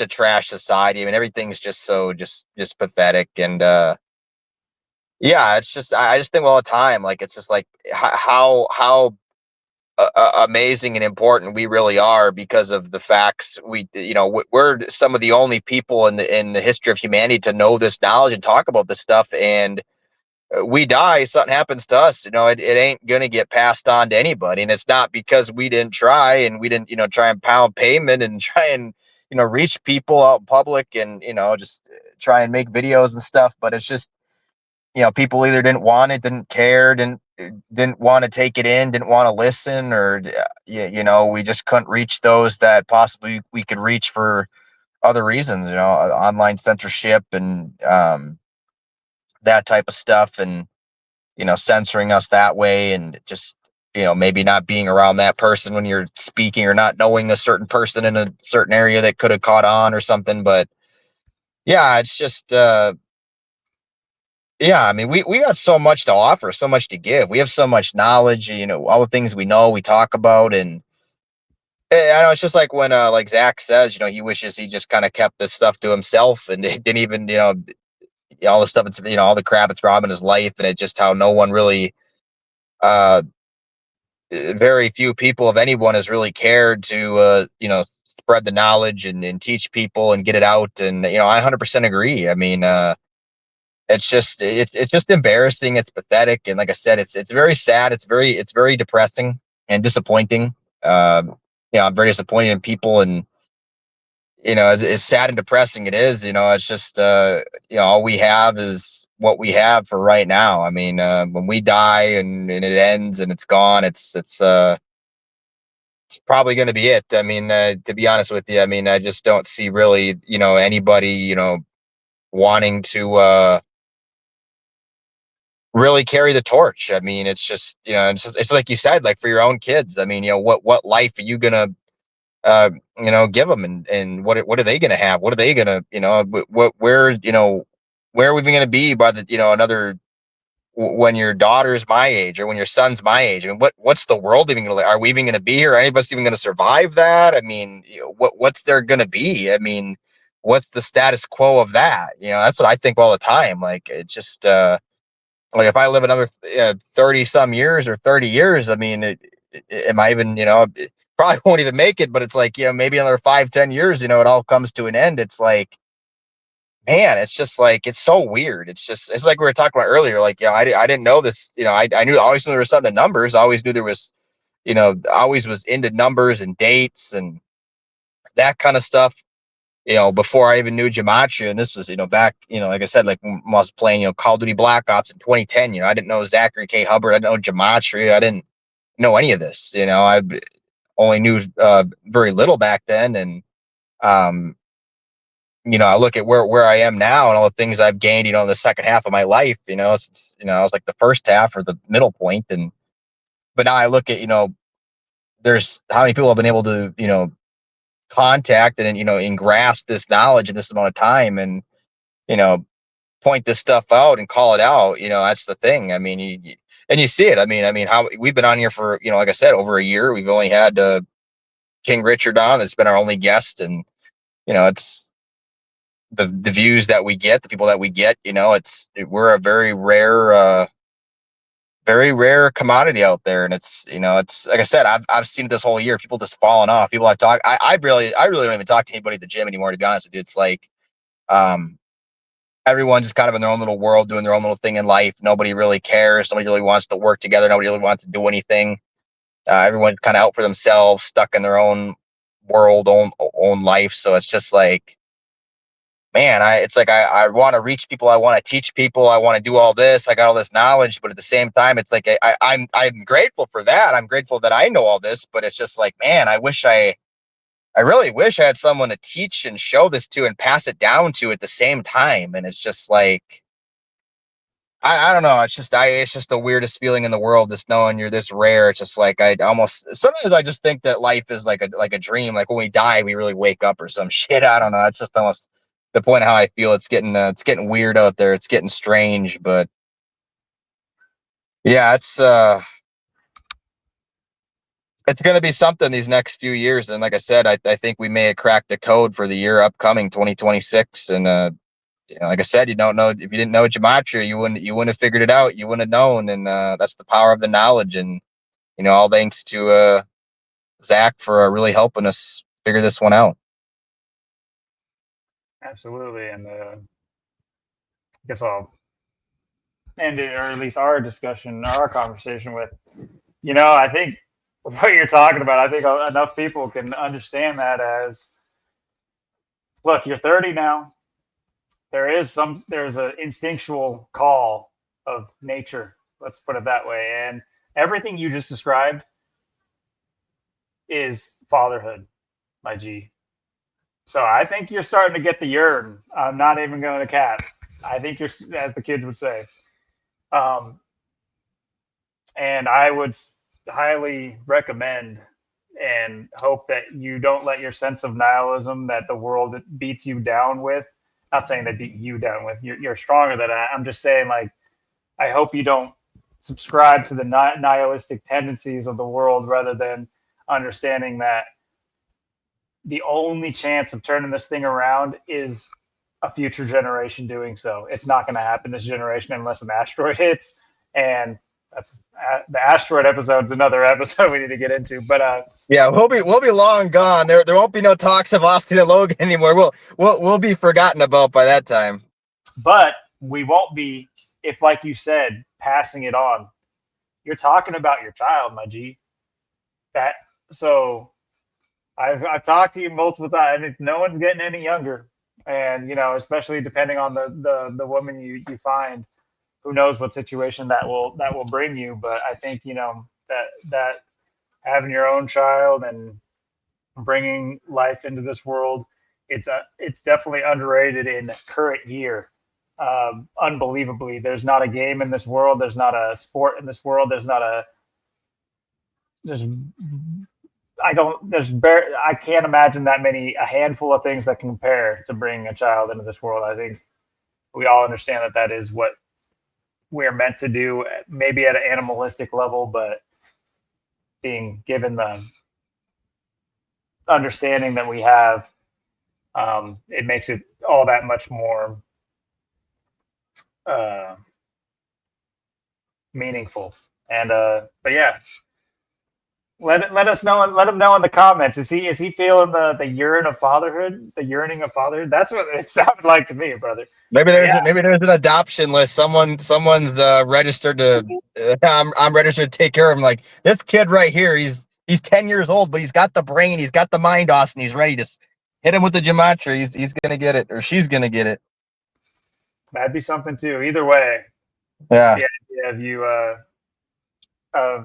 of that being where the chances for humanity is little by little, exponential growth and change through our children and the next generation. So yeah, let us know in the comments what you want for us to topics for us to hit on. I do really like the idea of a once a month conspiracy show. Not to say that we don't touch on conspiracy on the other episodes. There could definitely be more than one. I'm just saying, for sure, one episode where we at least try to go down the line of quite a few, or at least some of the more interesting ones, and really try to break them down and see what we can point out and give our takes on it. But yeah, anything else that you guys want to talk about? If you want to hop on, if you want to join us, we always throw that line out there. I'm sure we'll get King Richard on before too long. I might even throw the line out for next week. Who knows? Yeah, I'd say King Richard. Yeah, definitely.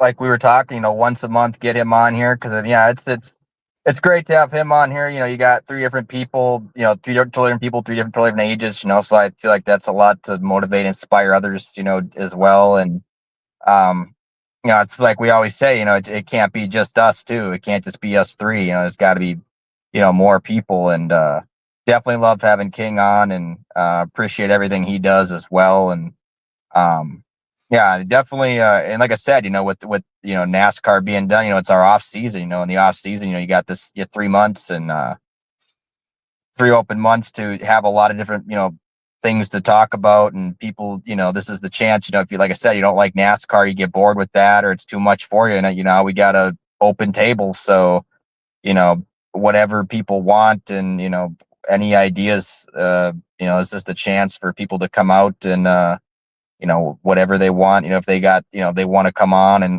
definitely try and reach out to other people as well, and see if we can get other people to, like I said, come on, not just even from this community, but other, just any, I've been trying to reach, I don't know. I feel like some channels I'm slowly trying to, get in there and get to these people. And I feel like some people I might slowly be maybe working them in. I haven't really hit them with the gematria, but, a lot of people aren't supple that. But if anything, I can get people to, just, try and just, pry them open, or get them over here, whatever I can do, or just, wake people up, acknowledge them, get knowledge out. I've been trying to do it. So, hopefully we can, cause otherwise, other than that, I mean, it's pretty much dead. Like I said, it's pretty much, the dead space. So we're trying to, kill that and, get business up and running and booming. Agreed. Well, hopefully, we keep our slate nice and filled with topics and ideas, along with obviously what we have uh, thought up. But yeah, this is definitely a blank canvas. Well, not maybe not a blank canvas, but it's a canvas that we communally can all add to, and we hope that you guys get involved. Appreciate the views, the comments, all the subscriptions, and everything like that too. I'm never going to be. I don't think we're ever going to be the channel that just like and subscribe. And no, do whatever you want, guys. But do appreciate the guys that do leave the comment and do their due diligence. It does help, and appreciate it. So yeah, till next week. Have a great week, fellas and ladies. Peace.